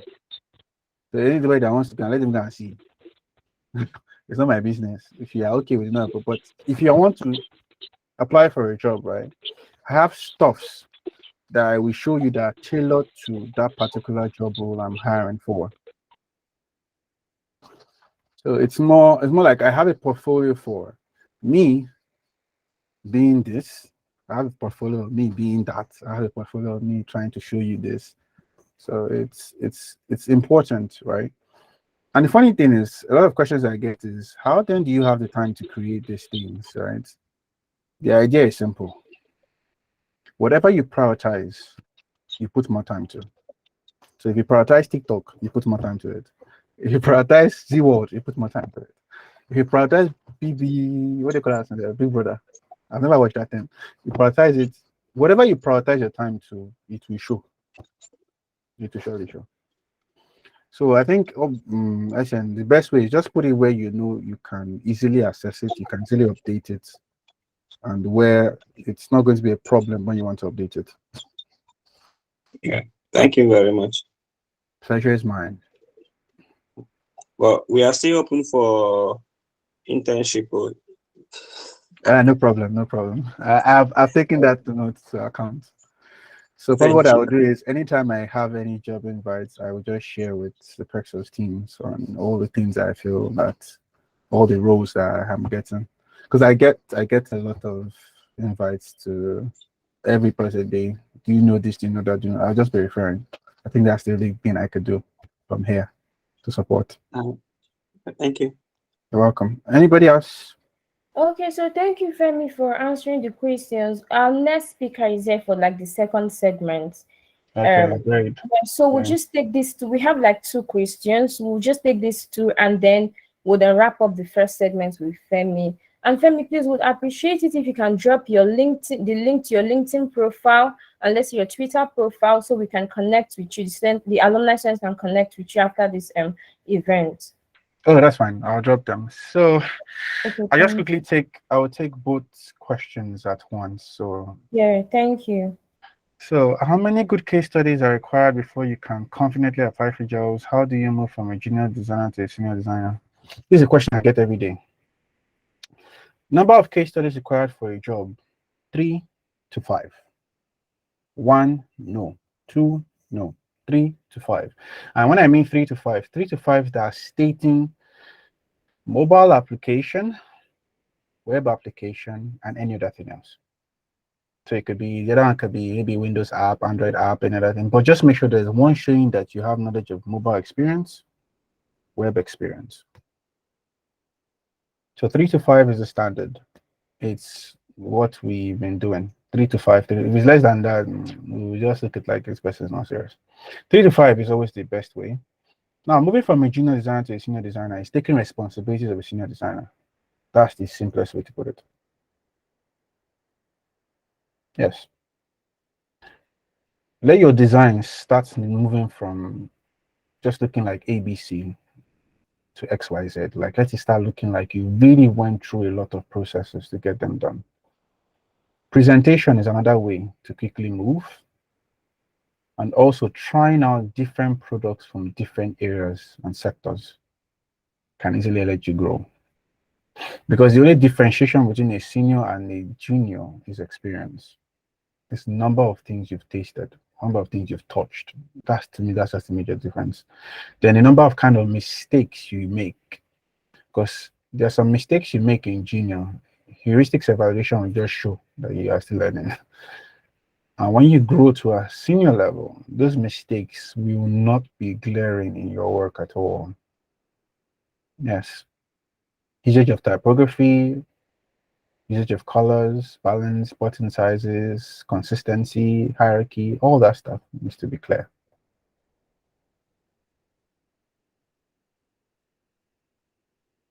Okay, finally, the final question is a niche.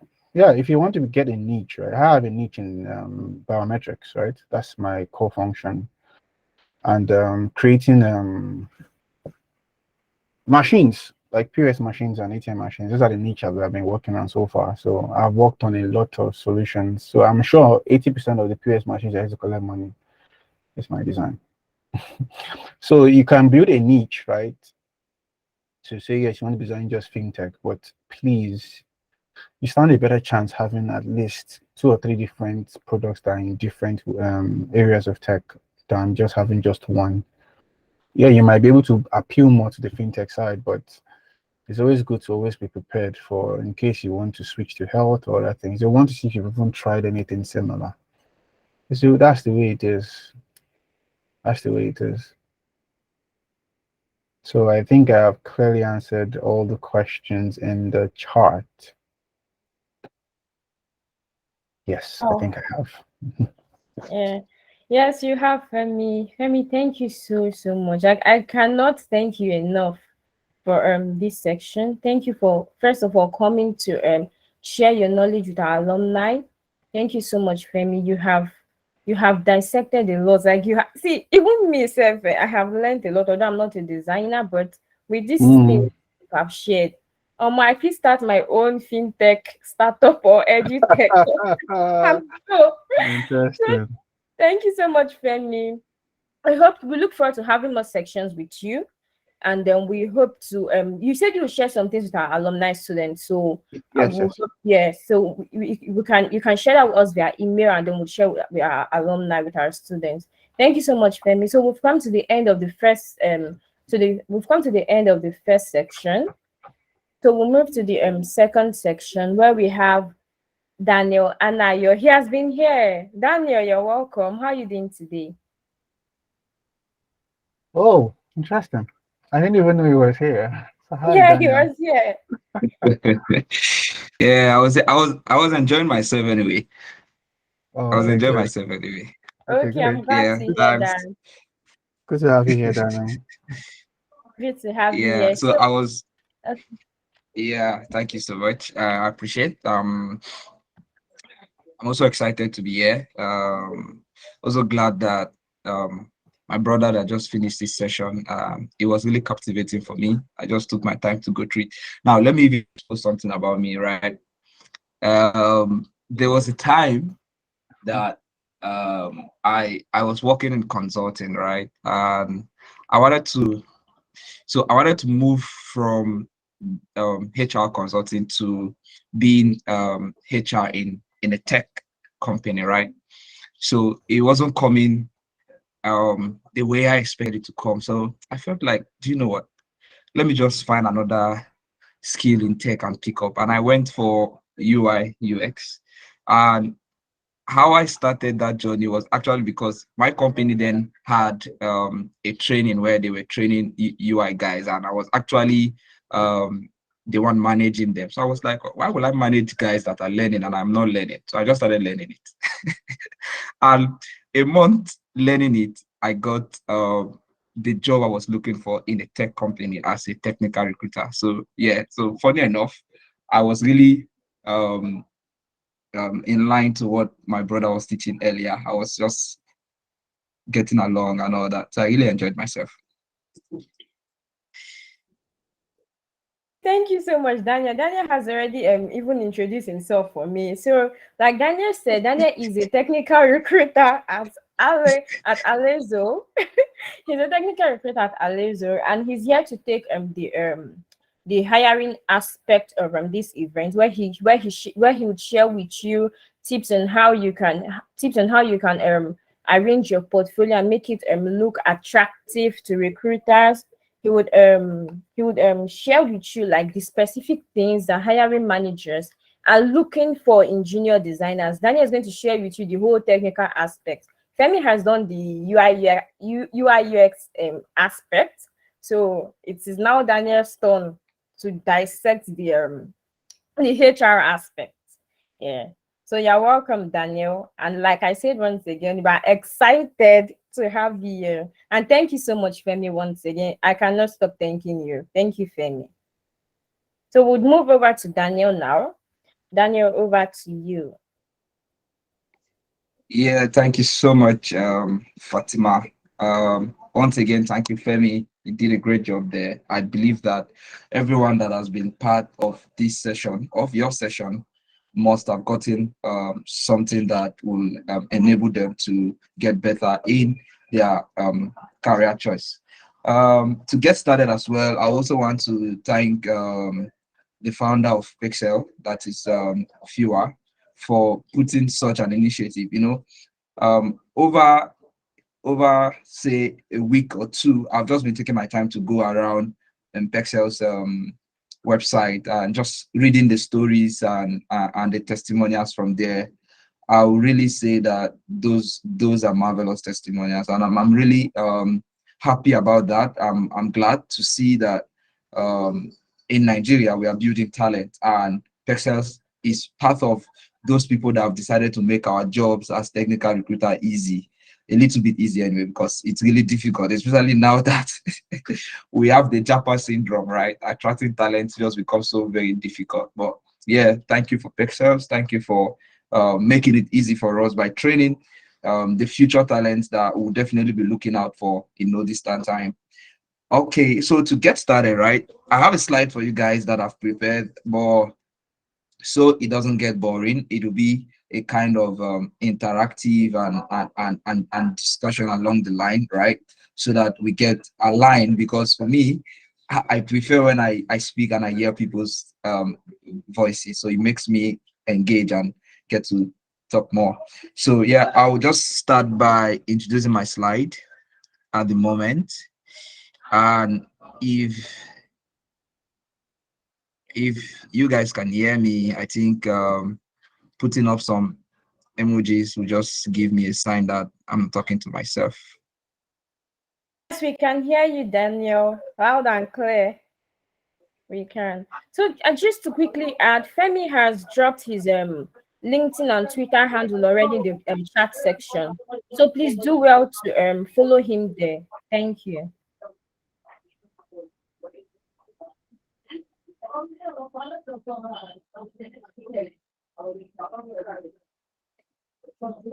So you can see my screen, right? Yes, we can. We can see your screen. Okay, great. So yeah, I'll just get it rolling. I know I have 1 hour to walk us through this, and after walking us through this, 30 minutes for questions and answers, and I believe that people will have some clarity, definitely, because whenever I have to do it, speaking around um, hiring, CVs, and all that stuff, interviews, there's always endless question. In fact, I'm sure that I won't be able to answer all the questions you have in mind, but definitely we'll find a way around that, because yeah, 30 minutes cannot even give us that justice. So I'll just get it rolling, try as much as possible to round up before an hour so that we have a lot of more time to discuss and engage, right?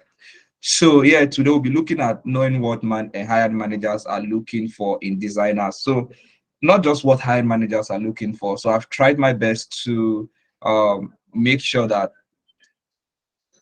what we discussed today is directed to designers, right? Whatever niche you have chosen in your design career, definitely we'll be looking at that. Yeah, what hiring managers are looking for, what recruiters will be looking out for, right? What yeah, those that are making the decisions of who coming in and how that are looking for, And another thing I want to do is I would like to break the myth now. Most of the time people believe that high managers are the recruiters. No, recruiters are just there to source and make sure that the best talent meets the hiring manager. The hiring manager is the one that makes the decision. He calls the final shot on who joins or not, right? After the interview, he said, okay, based on this data, based on this result, we decide that Mr. A will be the one joining the team, right? So most of the time, hiring managers are usually the ones leading the particular team where the set candidate will be joining, right? So that's just that. So we'll just get started. And what we'll be looking at today for the outline, we'll be looking at so just introduction for myself. That is, who am I? I think I've given I've given a short introduction already, so probably will not do that. And introduction to what we want to discuss, knowing what hiring managers are looking for in junior designers, I decided to streamline this to junior designers, because to the people I'm speaking to are people that fall in this bracket. So I've decided to come to that point to be very specific, right? Then the do's and don'ts in writing a CV, right? Some like common errors, right?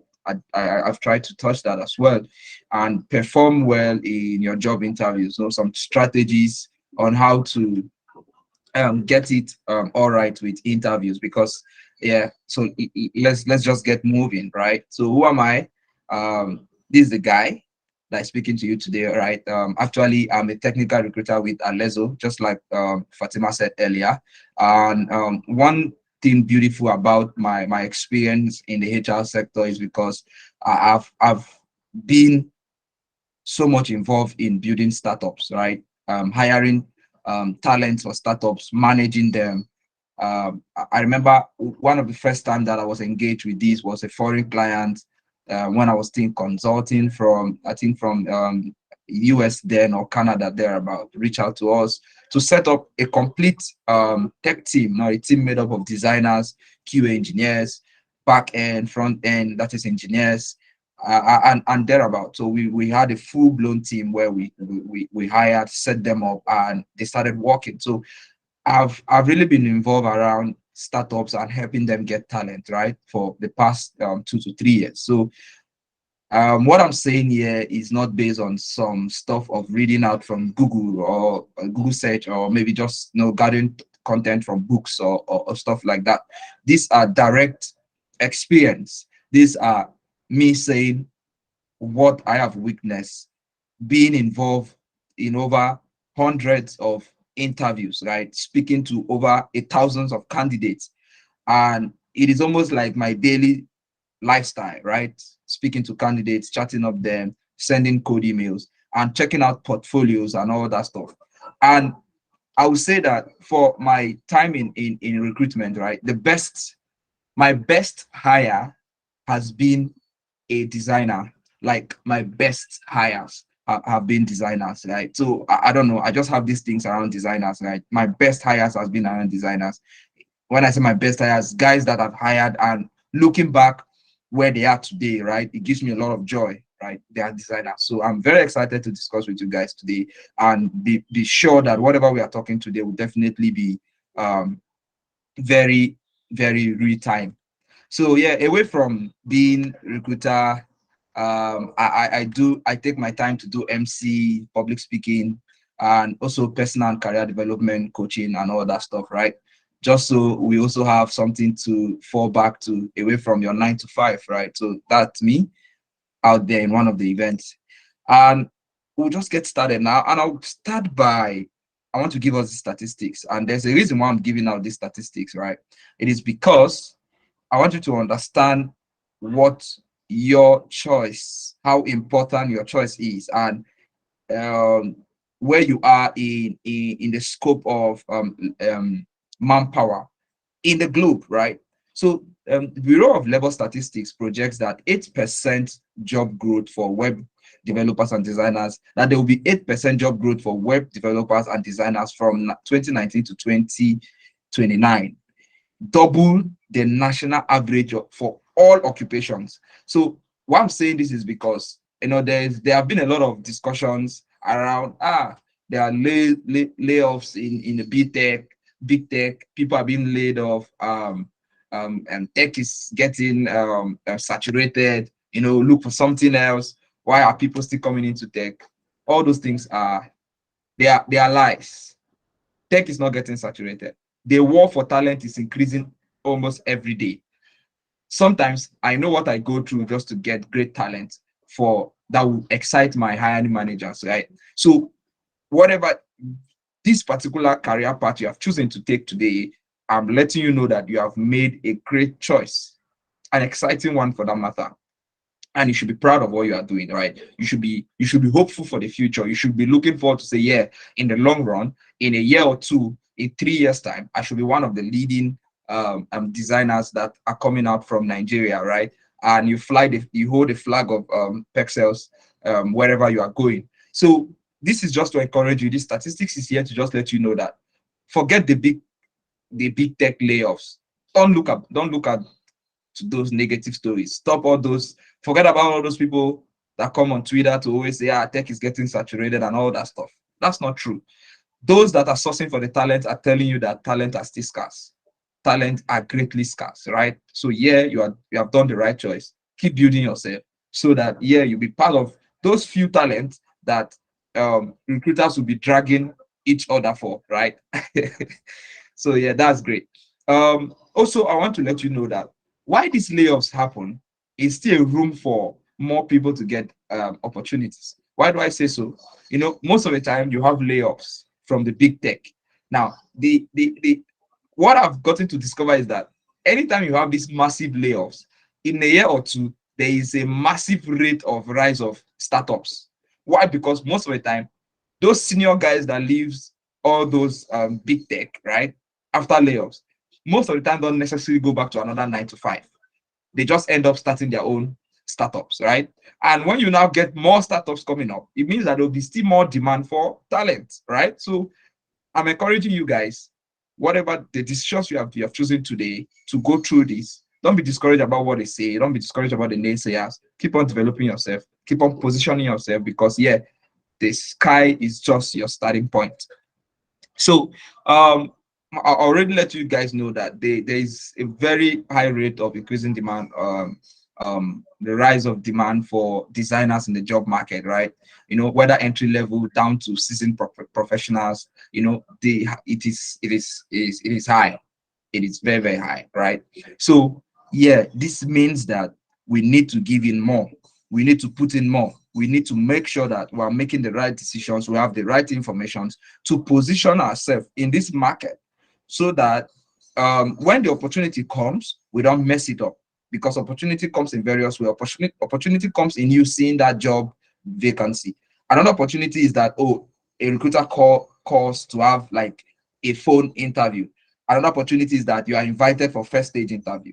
Another opportunity is that you have the second stage. Another is that you are discussing how the offer will look like. And another opportunity is that you have started. So all these things are opportunities, and you don't want to make yourself disadvantaged at any stage of these opportunities. So what you need to do is gather information as much as possible, develop yourself as much as possible. Whatever Perxels has dropped in you, it doesn't end here. There's a lot of things you need to do for yourself now. A lot of development, mentorship, following up seniors and mentors in the industry, so that they can grind and prepare you better, so that you can be exceptional, you can be different, you can be separated from others, so that when those recruiters are struggling with the little numbers they have, the little numbers of the talent pool they have, you have decided to make yourself exceptional. You are the spotlight that they can see. So we move down to knowing what hiring managers are looking for in junior designers. What are hiring managers looking for in junior designers? So over the years, I have been working as a recruiter, right? I can confidently tell you there are majorly two things that every hiring manager wants in a candidate. Two things, right? Which is the technical, or also called the hard skills, right? So technical skills or hard skills. Then you have the soft skills. Now, most of the time, the techies are always good with the technical or the hard skills. Then they fall short with their soft skills. Now, we'll look into this. I will dissect and show you the differences, right? So that you get to understand, and you know that alongside while you build your technical skills, you also need to focus on building your soft skills, right? So I don't know if you guys are hearing me. I just want somebody to unmute and, just mention whatever soft skill you think you have. I just want somebody to mention. I want to be sure that we are part of this. Whatever soft skill you think you have, just unmute yourself. Feel free to mention. I just want one or two, then we just go ahead. Okay, so good afternoon, Anayor. I feel I have Yeah, like a good afternoon. leadership soft skill. I'm good at leading Great, people. great. So in the past, have you ever been in a space where you've led people before? I would say recently, I would say the class I was in Perxels. I was the Yeah. class rep, and I was proud of what I was able to do in this period. Great, great. Well done. Well done. You probably want to look more into leadership and get yourself more grounded. Well done. Great experience. Anyone else want to share?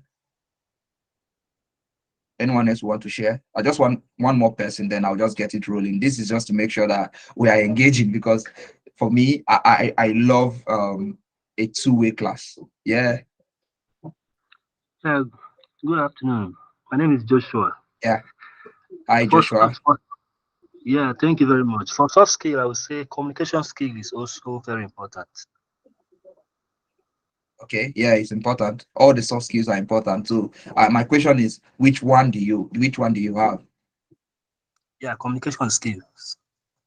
Okay, communication skill. So what aspect of communication skill do you think you are great at?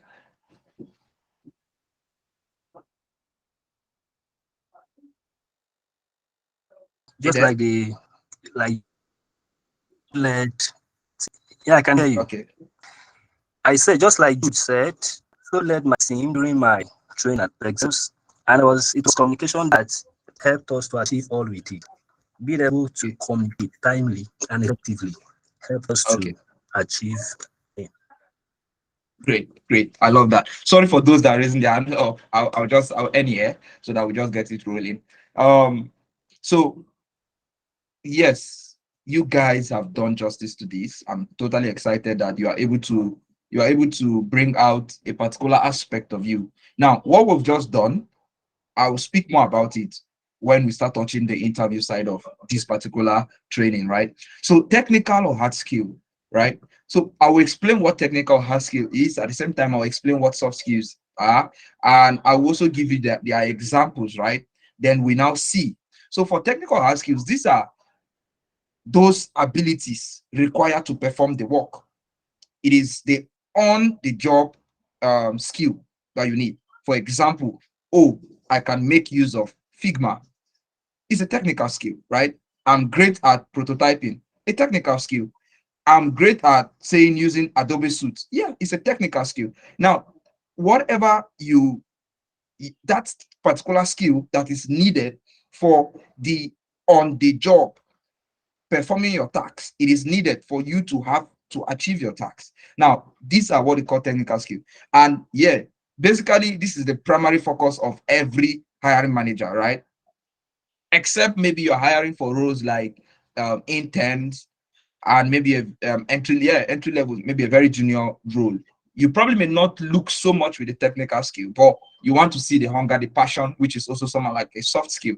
Now, but whatever it may, right? Technical skill must always be what's the word now? Must always be required. For example, you won't want to, because you're hiring a junior role, you say, oh, let's bring somebody that has never had Figma in his life and we'll train the person.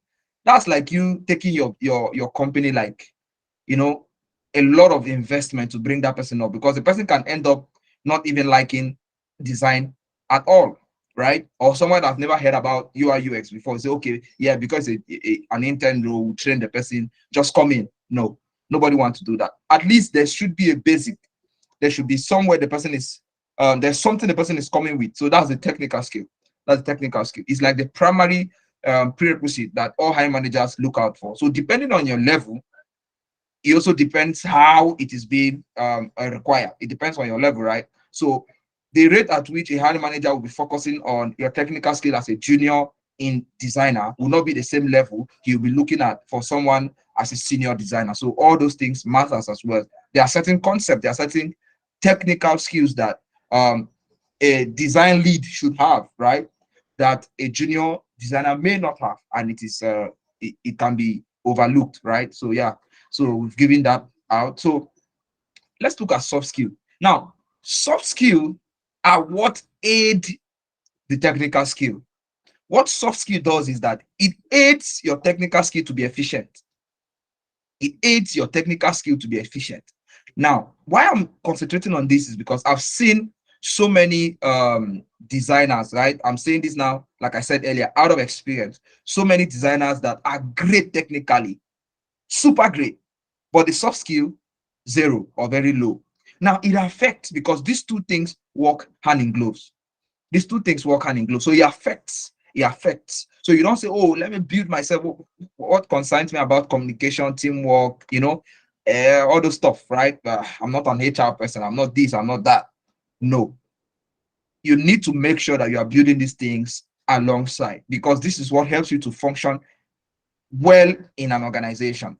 Now, soft skills most of the time are related to organizational culture. These are what companies use to build their culture, right? And no company wants to hire somebody that is like an opposite of their culture. So someone made mention of communication, right? Now, for example, you cannot work in my organization if you are not great at communication and you are not great at leadership. Whether you are a junior engineer, whether you're a senior engineer. In fact, one of our pillars when we are doing our onboarding, when you're coming in, one of the pillars they will mention to you is that everyone is a leader. Because for us, everyone takes that charge. You wear the hat of a leader. So you don't need to answer a title, oh, I'm the design lead, I'm a software engineer lead, I'm a software engineering manager. No, you don't need that. Whoever you are, you wear the hat of a leader. And we are expected that you can put your leg on your job, on your duty, and show that leadership. And you carry your task or whatever that is given to you, and you show that commitment and leadership that, yeah, I am the one in charge of this. So soft skill aid you, it makes you to be successful. And most of the time, what makes people to fail from interviews are not necessarily technical skills, because most of them have them. Most of the time, it's a soft skill. How do you communicate? How do you communicate? No, it's not about telling the interviewer that, oh, I'm great at communication skill. No, the hiring manager can see that from the way you express yourself during the interview. Now, I'll give you okay, let's move forward so that we'll see more about communication skill as we move forward. So these are the differences, right? So I will still discuss other points, but whatever points I discuss after now that hiring managers look out for, is still fall under technical and soft skill. So we'll see them as we go ahead. So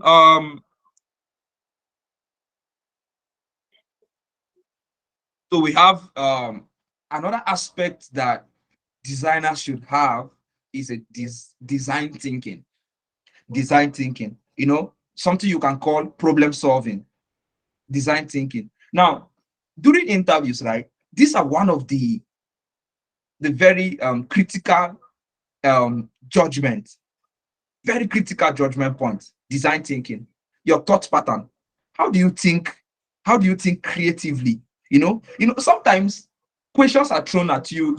It is not about the answer, but it is about the thoughts around the answer that make you stand out in interview. What I'm telling you now is like an expo.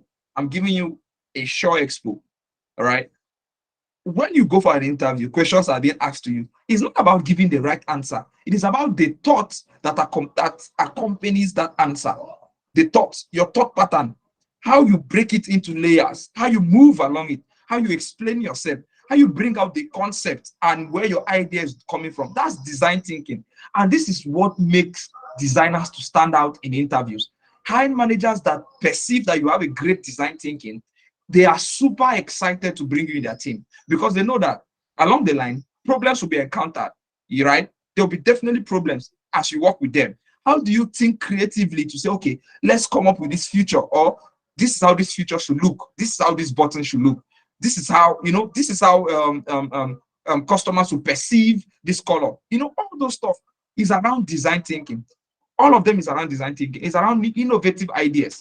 How you break down the challenges and bring out proper solutions. These things make stand out. And yes, you can train yourself on this. You can train yourself on this. These things are not luck. They are not what's that word now? They are not gifts that you say, oh, I wasn't born with this gift. No, these are things you can train yourself on. How can you train yourself on this? Now, anytime you pick up a design, try to design that you are not the one that designed it. Look at what you will do. Always try to look at a design as the one designing it. Always try to get behind the design. Don't look at the front view of it. Get behind the design. Try to think around why is this person coming up with this particular font, this color. If you do this over time, you will see that your design thinking will grow. You will start it. You have this problem solving kind of nature. As you walk on the road, you see billboards, right? You see designs, you see apps. You make use of Twitter, you make use of Instagram. Don't just make use of those things as someone that is a layman, right? Make use of them as a designer. Put yourself behind the work. Take yourself to the back end. Think of what the designer was thinking when he started this project. When you do this, when you make this a part of your life, right? You make this a part of your lifestyle. What will happen is that whenever you are in an interview and a question is thrown at you, you don't just answer the question. You come from that point of breaking those questions and bringing out a creative way to answer them and explaining your thought pattern. Because this is one issue I have with candidates when they come for interview. They ask you, 2 plus 2, you just say 2. No, you're a designer. So you need to explain. You don't just jump into answering exactly what the answer is. Yeah, the answer you are giving might be correct, but that will not make you stand out. What will make you stand out is that you are not just giving them the answer, but you are giving them the scenario, right, that leads to the answer. You are walking them through the journey to the answer. And trust me, when you do things like this, what the hiring manager perceives is that this person is great with problem solving and this person is great with design thinking. Now, I'll give you an example. There was a time I was hiring for a product manager. And a question was thrown at that product manager in the interview. The question that was thrown at her was that, mention one product that you have made use of, right? Not you designed or you developed or you managed. One product that you have made use of as a user that you think there's a particular aspect of it that needs a change or something different. And what is that thing different you think should be brought into that product? And when that question was thrown at that, it was a lady, she answered it marvelously well. In fact, after the interview, one of the hiring manager was telling me that same product she made mention of and the problem she mentioned and the solution she recommended, that she believes that she's very right, because she too have seen that as a problem on that product because she has also made use of that product. Now, that is how we should answer questions. We should learn not to just throw answers. We should learn to walk hiring managers through to our solution. Very important. Now, mastery of design tools. This is another aspect that you may not know, but hiring managers are looking forward to these things, right? It's not just all about Figma or XD, right? What about those other tools that aid you to be great at your UI, right? What about those other tools? How well do you make use of them, right? There are several other tools. So what is the mastery do you have overall on these tools? So sometimes I see some product designers, they just focus on, just putting the UI together, bringing features in and all that stuff. And if you come up with, do you know how to use Photoshop? Can you edit this particular picture that you want to put on your screen and make it look better? And they can't. Now, I'm telling you for real that what will make you stand out in an interview is that you can sell yourself to your hiring managers that you can make use of other tools that aid you as a designer, right? There are many of them. We have Illustrator, we have Photoshop, and the likes, right? Even how to make use of project management tools. Some of us need to train ourselves on it. Jira, Trello. What have you? How can you make use of them? How can you make use of them? I had a data engineer that seriously complains about project management too. Thank God that he has gotten used to them and he can now make use of them. But in interviews, sometimes questions are thrown at you to see your understanding of these things, right? How you have used them in the past or how you are using them currently and how comfortable you are with them. Some designers even go as far as even getting to be familiar, not becoming an expert. But if you can become an expert, fine. But just getting familiar to what it means, putting codes together and making that your design come alive. Just getting familiar. Do you know what it will make you? It will make you a better designer, because you will now be designing with the mindset or with the presence of a front-end engineer in you. So you are not just designing because you want to design. You are also designing because you understand that, okay, these are some of the rudiments that will affect a front-end engineer if he tries to produce my designs to become really active, right? So you need to also train yourself on these things. Get exposed. Other tools that you need, get exposed to them. Don't just focus yourself, oh, it's Figma and Figma, yeah, it did, yeah, it died. No. Get exposed to these things. It will also help you and makes you stand out in interviews. Now, we've looked at hard skills, like technical skills that are necessary. Now we'll go to the soft skill. I want to tell you about time management. Very important. Now, one aspect that make you stand out, so stand out as a designer, is time management. Now, it is not about producing the best designs or the best UIs, right? It is about producing them in a very efficient way that involves timing, right? Now, you need to understand that places you are going to work, they'll be running sprints, they'll be running, if they're running agile system, right? And all that stuff. Now, how do you make sure that you develop yourself in timing? Now, some of the time people just say, oh, time management. Time management is a proper thing that you need to sit down to develop yourself on it. You need to sit down to develop yourself on it. Take courses on them, right? Take courses on them. Don't just spend your time developing only your hard skill. Sacrifice too. Take courses on time management. How can I manage my time? Does it mean that every day I wake up, I need to list what I need to do and prioritize my tasks? What does it mean to be great at time management? Because sometimes questions can be thrown at you. You come to an interview, say, oh, I'm great at time management. And they ask you, what do you mean by great at time management? Explain to me how you manage your day-to-day as a designer that makes you think you are great at time management. And at that point, you don't even know what to say or what not to say, and you get cut off, right? So you need to develop yourself on these things, because every hiring manager is not just looking for a great talent, but they are also looking for a talent that can deliver with time, because the hiring manager is also at risk. I won't want to give you a task that I need to deliver that task in 4 days. And because you're a great designer, I'm getting that task in 2 weeks. You can't stay in that company. It can't work, right? So time management is another thing you want to look into. You really want to look into. Another way that hiring managers get to know your time management skill. Sometimes they ask questions in the interviews, right? But most importantly, when they give you take-home assessment, some people relax and relax and relax and relax, and maybe they say, oh, you should submit on Wednesday. Then Wednesday by 9 o'clock, that was when you now remember, I've not done my assessment. You now text the recruiter, hi, hello, whoever, please, can you permit me, this had issues, my dad had issues, please, can I have 1 more extra day or 2 more extra days to submit? They may tell you that's fine, but you don't know what that has done to their perception about you. You need to understand that hiring process or recruitment, nobody knows you so well. So every data they can draw from you, they make their judgment based on that data. Whatever they can draw from just discussing with you or seeing in your action, they make their judgment based on that, because they don't know you. You are not their sister or not their brother. So they make their judgment based on what they see or hear you say. So you need to be very efficient. Take-home assessment is given to you that same night. Look into the assessment.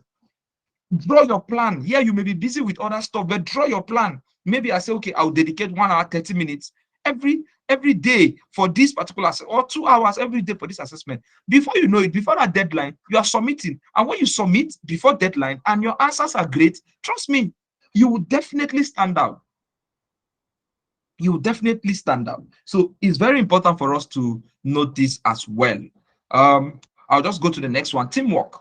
Teamwork is very important. I like, for those that have shared, I think one thing I've discovered from discussing with the people I've discussed with today that have shared their thought is that Perxels definitely encourage teamwork, and that's great.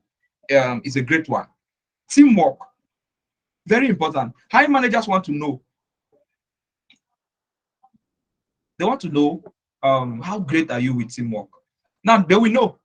You will ask, how would they know? They will know. That's why sometimes you go for interviews. Questions are asked, and you think the questions are asked just for the sake of the question. No, questions are asked to know what it is like for you to work in their culture. For example, one of the questions that most of the time I ask is, how do you manage? Most of the time, some people that have attended an interview can testify. They ask you questions like, for example, the senior in your team say, oh, let's do the design this way. And for you, you feel like design should be done in a better way, not that particular way, or you think there is a better way for it to be done. How do you communicate that? Now, when you are asking that question, you are already telling the hiring manager how good you are in communication and how can you manage conflict, or how can you manage conflict in interest or conflict in thoughts and all that. But you think you are just asking a question, but no, they are looking at something else. They are looking at something else. Now, teamwork is great. Some of us need to start building this. You need to start learning what it means to work with people. Now, why I'm saying so is because people have different lifestyle. There are some people that over time, the school they attended, and every aspect of it, how they grew up, they already have that. They already have that developed in them, working in a team, working with people, communicating and engaging with people. But there are some people that, because of your background and how things has been, even the school you went to and all that stuff, it didn't really encourage to grow your communication with the team. It has really not encouraged. Now you need to sit down and tell yourself the truth and go back to the drawing board and find a way to develop yourself on these things. You need to learn how to. You need to learn how to. It is very important, right? Teamwork is also a very important aspect. How we take feedback and how we take criticisms in a team is very important. There are some people, if they give you negative feedback, your ego is already affected and you get angry and all that stuff, and you start creating enemy. Oh, he doesn't like me. Oh, she doesn't like me. That is why. No. You need to understand how to develop these things. You need to go back to the drawing board, train yourself on this. And I keep on insisting, it is not just about taking courses in developing your hard skill. That's wonderful, your technical skill. Learn to also take courses that will develop your soft skill. If you think you have issues with teamwork, communication, time management, take courses. Go on YouTube, take courses on them. It mustn't always be you developing skills around Figma. No, sometimes you also need to develop skills like this, because it is a very important aspect of developing on your job. Now, I keep on saying this. What will give you a job most of the time is your hard skill. Your hard skill at the start. That's what is mostly important, right? But what will keep you on a job and make you grow from, somebody asked a question, how can you grow from a junior to a senior? I will tell you, soft skill. Soft skill. This is what make you grow from a junior designer to a senior designer. Soft skill, leadership, teamwork, communication, taking responsibility, just like what Femi said earlier. These are soft skills. You need to develop them. If you really want to grow in your career path, you need to develop them. Communication skills were here, very important. Somebody mentioned this already. How do we communicate? It's a very important aspect of what hiring managers are looking forward for. In fact, this is like a common way for hiring managers to know if you're good at communicating or not. Very, very easy, because that's what you do in an interview. Communication, that's what you do basically from start to finish. So how do you listen? How do you take feedback? Because some hiring managers will give you feedback on the call. How do you take that feedback? How do you communicate? They ask you question. How do you bring, how do you construct your words and make it passionate? How do you sell yourself? Now, you need to understand that interview is just like going to pitch your startup to a prospective investor. So going to pitch your startup means that you are coming to sell the startup for me so that I can put my money in it. So going to an interview means that you are coming to sell yourself. You are coming to sell your skills. You are coming to sell your personality. You are coming to sell your talent to me so that I can buy it, so that you can deliver. So if you are not communicating well, if you are not showing that passion, the persuasiveness, and the convincing me that if I don't take you in my company, I'm making the wrong decision. How can you convince me? So we need to grow on our communication, right? And also learn to tell your stories. I keep on saying this. Learn to tell your stories. If there's one thing I know that has always helped me in interviews, is the way I tell my stories. I will tell you my story in a way that it will capture you. Learn to tell your story. Some of you have marvelous stories that if you learn to tell your stories in an interview, it will make you outstanding. You communicate them. Learn to tell your story. How you started in design. What made you to start in design? Remember how I started my interview? I just had to give you a short intro of how I wanted to transit from into being a HR in tech, right? I just give you a short story. Learn to tell your stories. You are communicating. Learn to build that story. Learn to build communication skills. Very important. So that's that for all this. So I we want to jump into very important aspect now, right? This is why no questions will definitely come out from. But so far so good. Anyone want to just contribute, say something from what we have discussed so far, so that it makes me know that yeah, we are all in this. I just want one person just say something. It could be about communication, maybe an experience you had in an interview before that you probably think you didn't do well in communicating, or maybe they asked you a question. So if you raised your hand up, please, Fatima, if you are there, kindly guide me on this, because I'm just seeing my slide. I can't see the person raising their hand. So Fatima, you can just guide me on this. Who is raising their hand? Okay, sure. Presently, no one is raising their hands. But like at the end of Okay. when you're done explaining everything, they'll tag their questions in the chat section, and then I'll just don't worry about that. Okay. Just continue Okay. preaching. Preach it, Daniel. Okay, no props. Okay, I just wanted to hear someone's voice, because yeah, that's it for me. I always love when I'm in sessions that they are two-way sessions, so that I know that yeah, people are part of me. Another aspect of me that I didn't know is that I studied education in school. So I studied education economics. So I'm a passionate teacher. So let's get it going. Avoiding the pitfalls, common errors in designer CV. Avoiding pitfalls, right? Common errors in designer CV. So we'll look at that. It's important we look at it. It's important we look at it, because you will be wowed by some of the things that people do.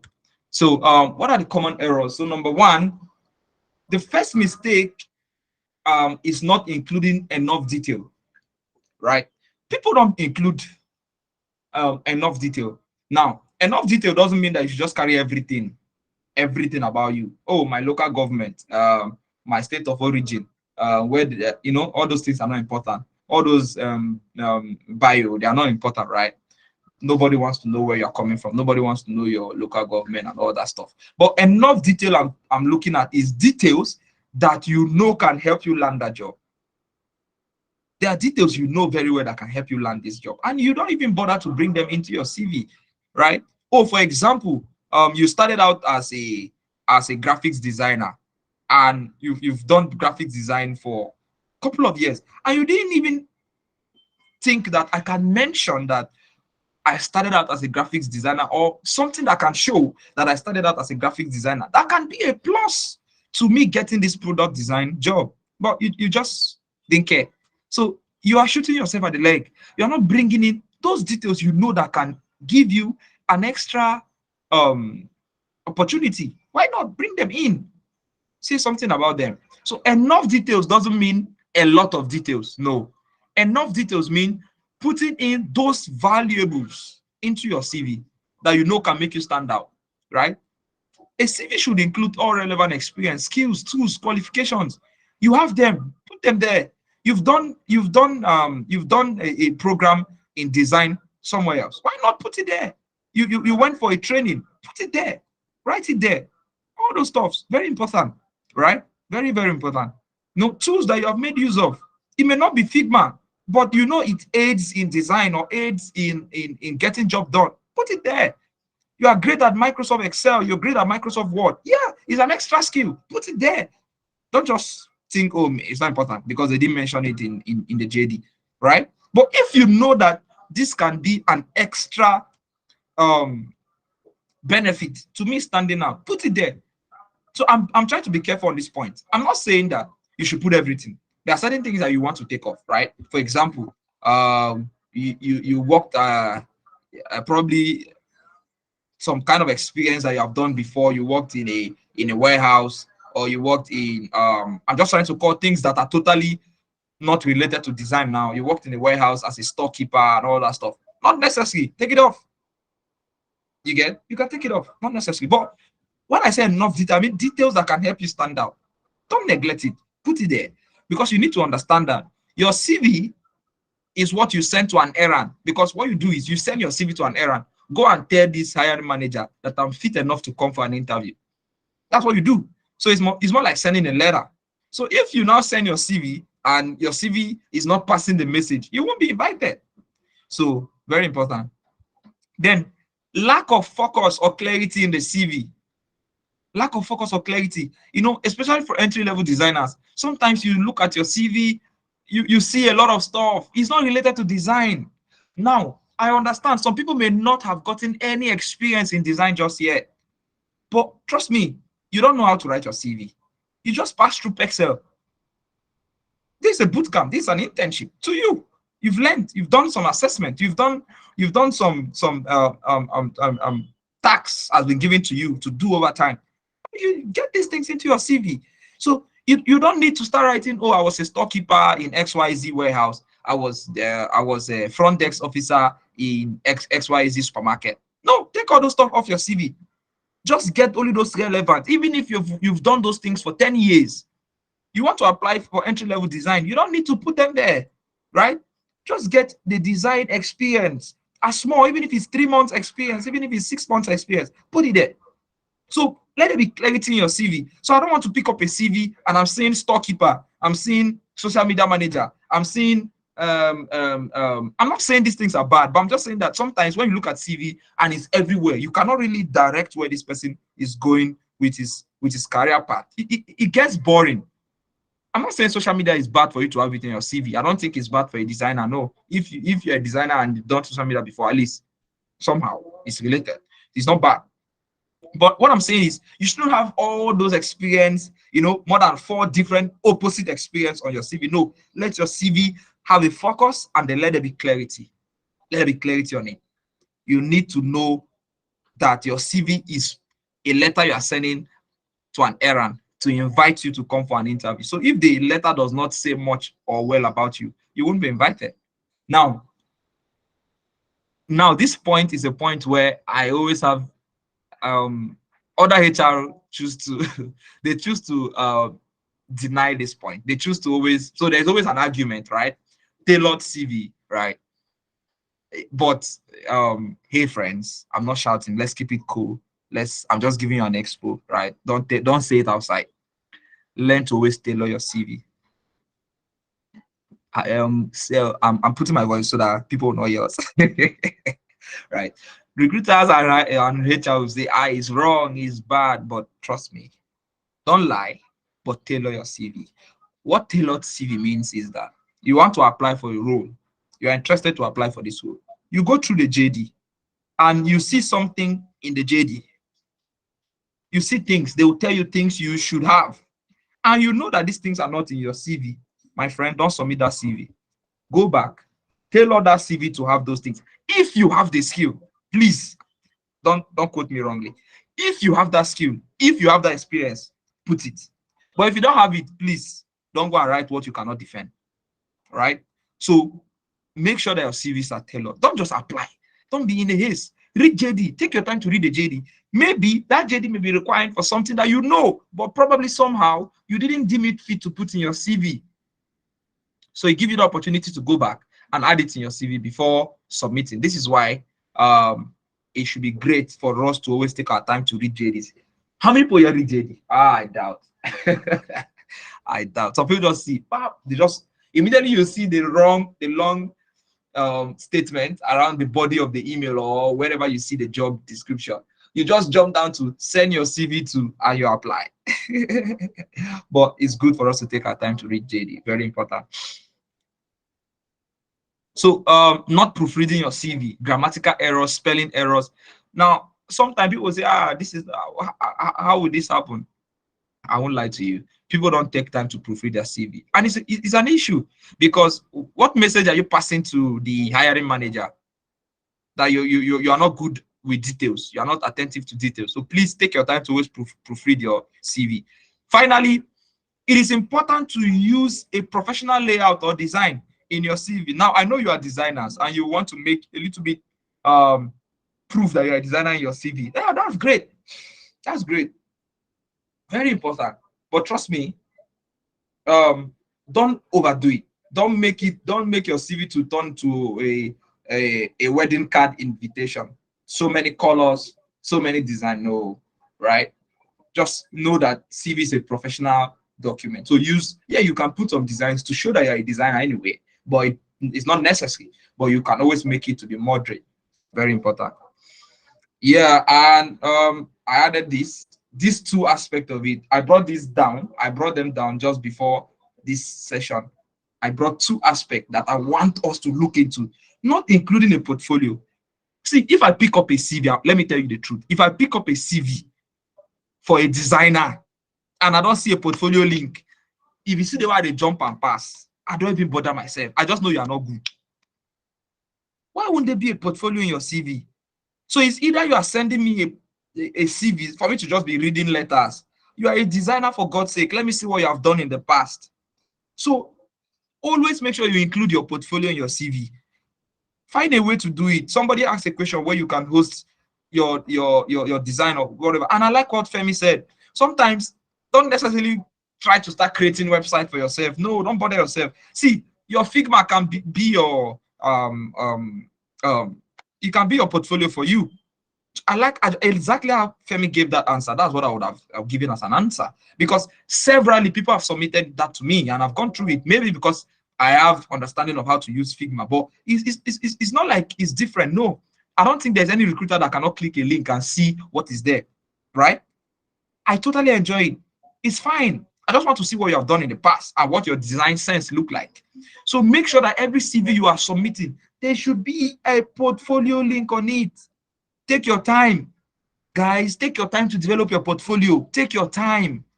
I also said the inadequate portfolio. See, let me tell you something. Getting a job is a job on its own. So even if it means that you are spending your entire time now to build your portfolio, please do it. Do it. Develop your portfolio. Let your portfolio speak for you. Don't tell me there's no time. If you say there's no time, then there will be no time for you to get a job. Please develop your portfolio. Develop it. Make it good. Make it good. Make it good. Bring in designs in it. Take up tax. Oh, I remember someone that one of the time I was hiring for you are a product designer last year, and we gave a tax, and this guy went back. My God, what this guy brought back as the result.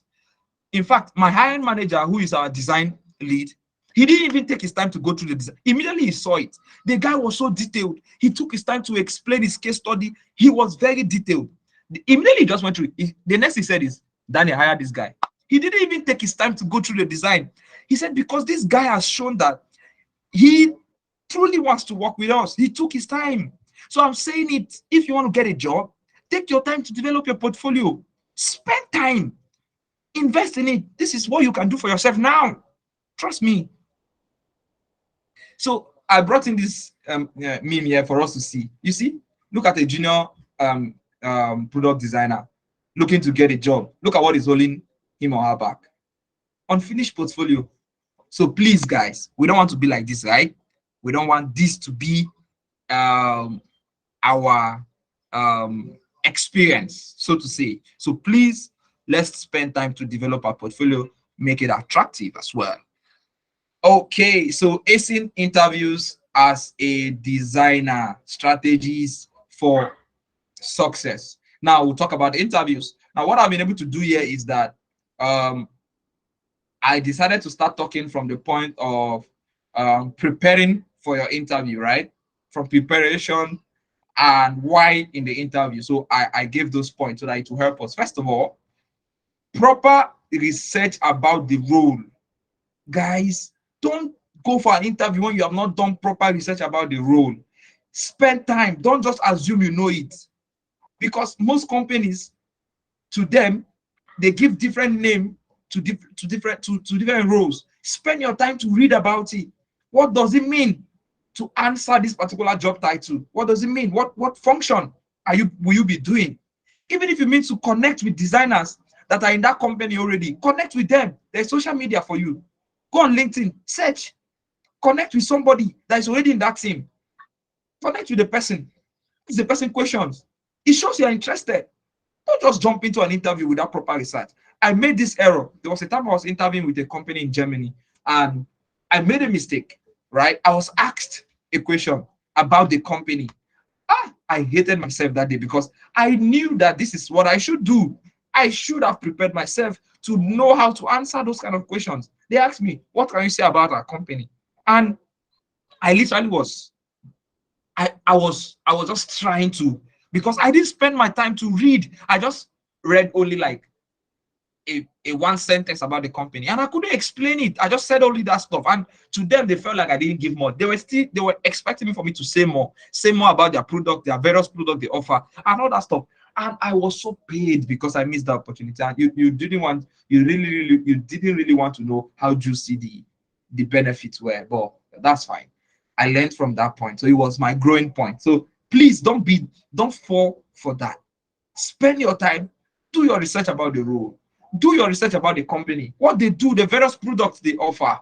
If it's a fintech, what niche in fintech does the company fall in? Get those things, get them. Spend your time, do your research, so that when you go in the interview, you are ready to say things. See, one thing hiring managers are excited to know is that you answer my questions and you are answering the question tailored to my company and its niche. Then I know that you know what you are doing. I know you know what you are doing. So another research you need to do is about the likely questions that can be asked. Another way to do it, apart from the general questions you get online, get to know people that have interviewed with that company before. It may be the designers that are working there already. Just ask them a question. How does your interview look like? It's not a crime. It's not a crime. Please, let's be more proactive. Research those that will interview with you. Very important. Now, some companies will even outline those that will run the interview for you. They can even write the person's name. Go on LinkedIn quickly, research about them, try to see what they talk about most. See if you can capture their interest. Or in my head, I just know that who is the lead, who is leading this team. I'll go on LinkedIn. I'll say, okay, for example, let me say a company like Kuda want to hire you. I'll just go on LinkedIn straight away, Kuda. And I'll look for the design lead because I know that along the line, I must speak with the design lead. I'll look for the design lead. I'll look for the senior designers, maybe one or two. I just want to see the kind of post they make. I want to know their thought pattern. Maybe from their post, I'll go on Twitter, also check from their post and what they talk about. I will know their kind of personality. A little bit, it can guide me to know how I should direct my discussion with them. So another thing you need to do is to brush up on industry trends and technologies. Please, guys, brush up. How many of us spend time to say, oh, 2023 trends on product design, and you read about them? Very important, because new things come up every year. What are product designers saying all over the world? Get those concepts, because sometimes questions like that will come in, right? Learn and practice how to tell your stories. I said that early, very important. Learn how to tell your stories. Your stories can sell you. Learn how to tell them. Be confident and believe in yourself. Be confident and believe in yourself. Now, I want to come against and speak against that spirit of I'm not there yet. You are there. That is why you have passed through this training. So you are there. You are a designer. Whoever say you are not a designer yet, let that person go and form his own design work. You are a designer. You are there. So if you are going for an interview, be confident. Why? Because they have gone through your portfolio, they have gone through your CV, and they have seen that you are there. That is why they invite you. So please, let's keep away that imposter syndrome. Let's come against it. Let's push it far away from our lives, right? Great. So during the interviews, be sure to ask questions. Very important. Show your enthusiasm for the job, the company. Show it. How can you show your enthusiasm? By researching about the company before time. And when you are speaking in the interview, you are saying things that they'll be surprised. How did this guy know this thing? How did this guy know that we are building this product? How did this guy know that? You know, it shows you have done your research. You say something about their product. You can even say something that you feel is not right on their product, and you feel you offer solution on it. Very important. You know, you are showing enthusiasm. Be sure to be honest and be yourself. Please be honest. Please, please. I've seen people come on interviews and they lie. And because one thing about interviews, if you start lying, you need to lie to the end, because there will be follow-up questions on the lie you have said, and you will not get stuck. Please, let's avoid that. Now, speak clearly, confidently, listen attentively. Don't be afraid to verify questions. They ask you a question and you have a doubt. Please don't go ahead to answer if you have a doubt on what you heard. Please verify. Repeat the question and ask the interviewer, please, is this what you said, or is this what you are asking, so that you are sure of what you're asking. Show your design process. Be prepared. Discuss any challenge you are faced. Be prepared on it. Walk them through your designs. You know, they can ask you a particular question on how to explain certain things you have done before. Tell them, please, can you permit me to walk you through a design I've done so that I can answer this question? And also, okay, that's fine. You share your screen. You walk them through your designs. It's great. Demonstrate your knowledge of the company and its product. I said that earlier. Show your portfolio and explain the design decisions, how you came up with the idea, design thinking behind it. Be prepared to talk about your experience. Be prepared to talk about your experience, your qualifications. Follow up with a thank you email after interview. Don't just jump and forget about them for 2 weeks, 3 weeks, 4 weeks. No, after interview, the best thing you should do, immediately after the interview, send them an email, thank them for having you on the call. It shows you are matured, right? Be sure to review feedback from the interview. Always try to get feedback, even if they send you a rejection email. If you don't see any concrete feedback on it, follow up with a recruiter. Please, can you give me feedback from these interviews that can help me prepare for the next one? They should give you why. Why do they think you're not good enough, if there's actually any issue? Okay, so we talk about design challenges. These are another aspect of interviews as well. Be prepared to take on any design challenge, because there will definitely be a challenge that will be given to you, maybe to design on the call or to do take home, right? So be prepared. Prepare yourself for whatever comes. Explain the process you use to overcome your challenge or the result. So maybe when you are explaining the result after they have given you the challenge, be able to explain. Tell them the challenge you face and how you overcame it. Be prepared to answer questions about how you drew your design inspiration, because that's one of my favorite questions. I like to know how you come up with your inspirations, right? I always like to know it. So think about it. How well can you answer that question? What are your ways to fight creative blocks? I don't know how many of us have heard about creative blocks. So creative blocks actually is a concept, right? It's a phenomenon that best describes an overwhelming situation for a designer, where you come to that point where you don't have that ability anymore to creatively come up with more solutions. You know, you cannot really, when your design sense just block. Let me use that word. So think of it. What ways do you use to fight it? These are similar questions. These are challenging questions on designs that they would like to post on you during interviews, right? How do you solve creative blocks, right? Some people will say, oh, I usually take out time. Immediately I get to that point of creative block, I always step out from my laptop, close it, go take fresh air, do something different, watch a movie, play TV games or whatever. It helps me to come back to my senses. Some people say, oh, I go out to sit. So just be creative around your thoughts. Be sure to review feedback from interviews and use it for your improvement. I said this earlier. Be sure to review. For example, when they give you design challenge and they didn't pick you, try to know why. Let them tell you maybe your choice of color was wrong, maybe your choice where you position your whatever, so that you can improve yourself. Please don't always neglect the feedback. Always push for it. So extra tips, right? We're coming to the end. Extra tips. The extra tips I would like to let you know is that please sleep on LinkedIn. Most people say, LinkedIn is boring. It's not for who is looking for a job. LinkedIn is your place. Go there and sleep there. It is where you need to be. It is where you have to be.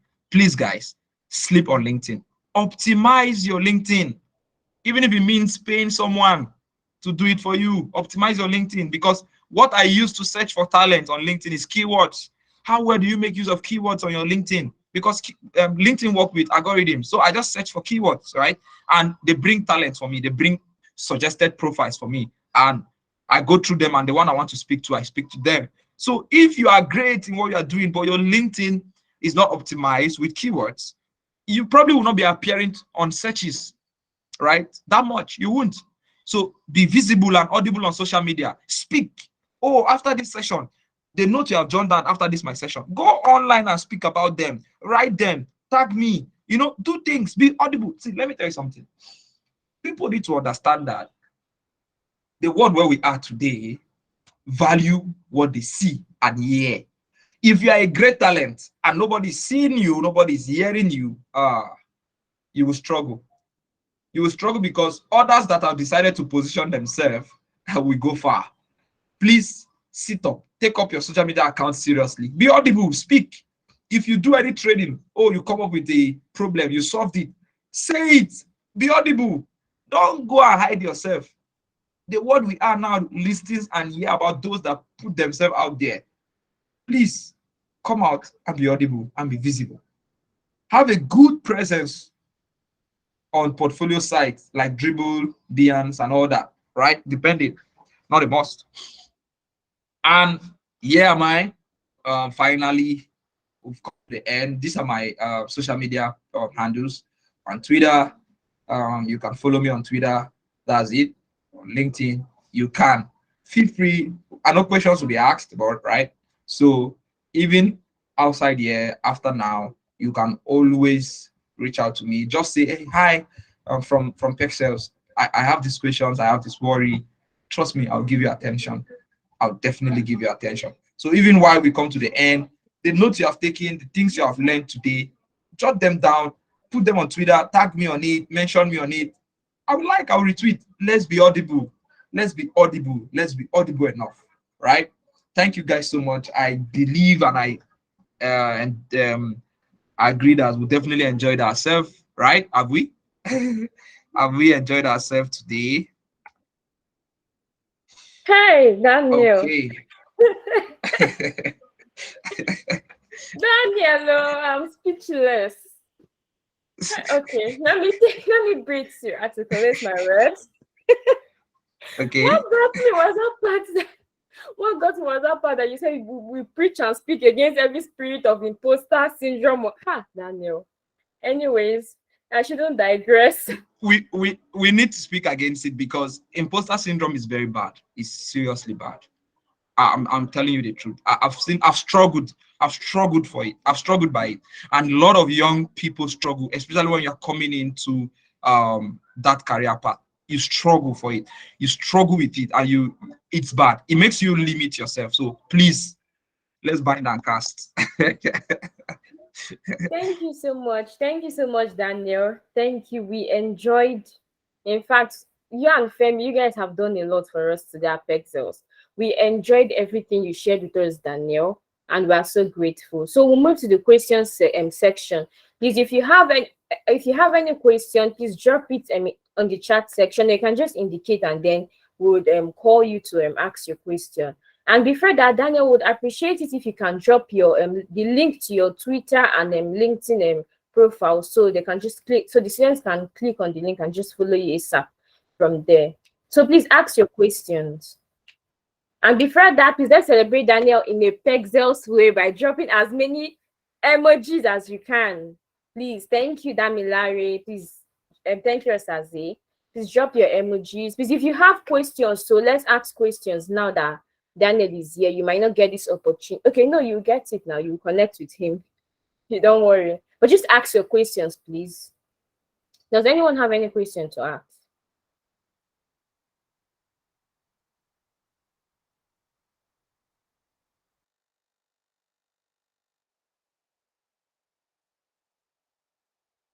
SCN, okay, Jude is asking, as a graphics designer transitioning into UI UX, is it okay to put my experience on the experience part of my CV?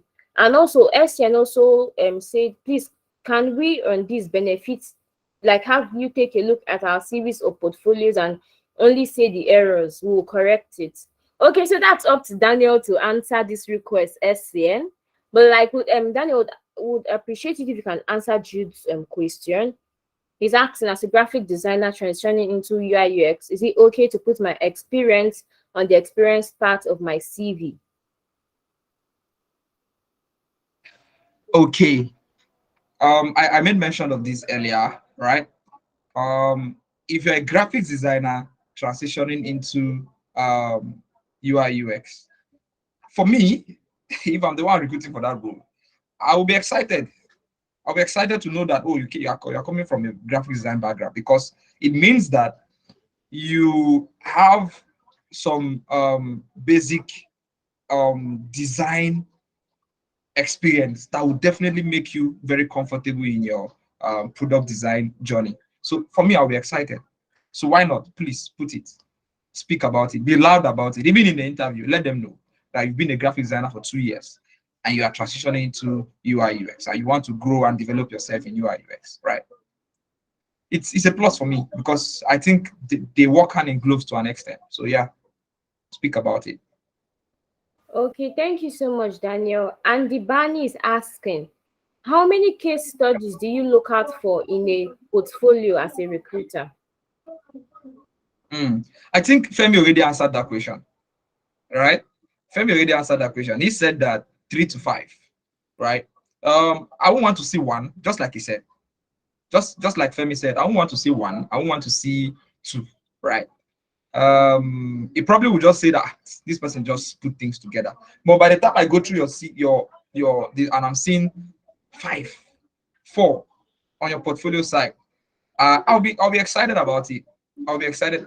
I just saw somebody on this call and I'm surprised because favor, great. So yeah, I would say that you can go along with having about 5, 4. Let it not just be any. Let it not be, oh, I'm just trying to populate my my portfolio. No, let it be something that it is clearly thought out and you've done great job on it. 4, 5 is good. I can make my judgment on that. But if I see 1, I just feel like I see 2. They're not necessarily. So another reason why you should even look at getting more is because you don't know how the 2 you have is even the message it is sending to, maybe it's not that good, right? So at least give the hiring manager an option to see the 3rd one or even the 4th one. And why not the 5th one? So that if the 1st and the 2nd is not convincing, the hiring manager can always take the others to say, okay, I think he did well in these others. Let's listen from him or her. So yeah, just like Femi said, I'll say 3 to 5. Okay, thank you so much, Daniel. The next question is from Helen. Helen is asking, as a junior designer that don't have much work experience, like how many work experience is expected on our CV? Now, junior designers, right? There's no need to have more than a page of if you don't have so much experience in what you are doing. I'm specific. There's no need to put so many things, right? See, you've been with Perxels for how long now? Okay, Helen, how long have you been at Perxels? Helen, are you here? Okay. It seems Helen is not. Yeah, just go ahead, Daniel. So let's say tentatively 3 to 6 months, right? Put it on your CV. Perxels Design School, right? You are a trainee. Explain beneath it what you were able to achieve, right? How you were able to achieve, things you were able to achieve, things you were able to do. Have a portfolio or a link that can take me to all the designs that you're able to do while in Perxels, right? That's it. The truth you need to understand is that there is no need trying to put so many things that is not related to what you are doing because it won't make any difference. What we want to see is what you are doing. So anybody that is hiring for a junior designer definitely know that, okay, probably or for an intern or very, very entry level, knows that, okay, maybe this person must not have had a proper 1 or 2 years experience. So the person has like a 4 months experience. So what am I expecting? That's what the person will write on his or her CV. So the truth is, I totally understand that you'll be applying and some will say, oh, you are not fit, you don't have the right experience. That job is not for you. The one that is for you will come, and that your 4 months experience will be more than enough to give you that job. So it doesn't mean that you need to lie about it, right? Okay, okay. Thank you so much, Daniel, for answering Helen's question. Thank you so much.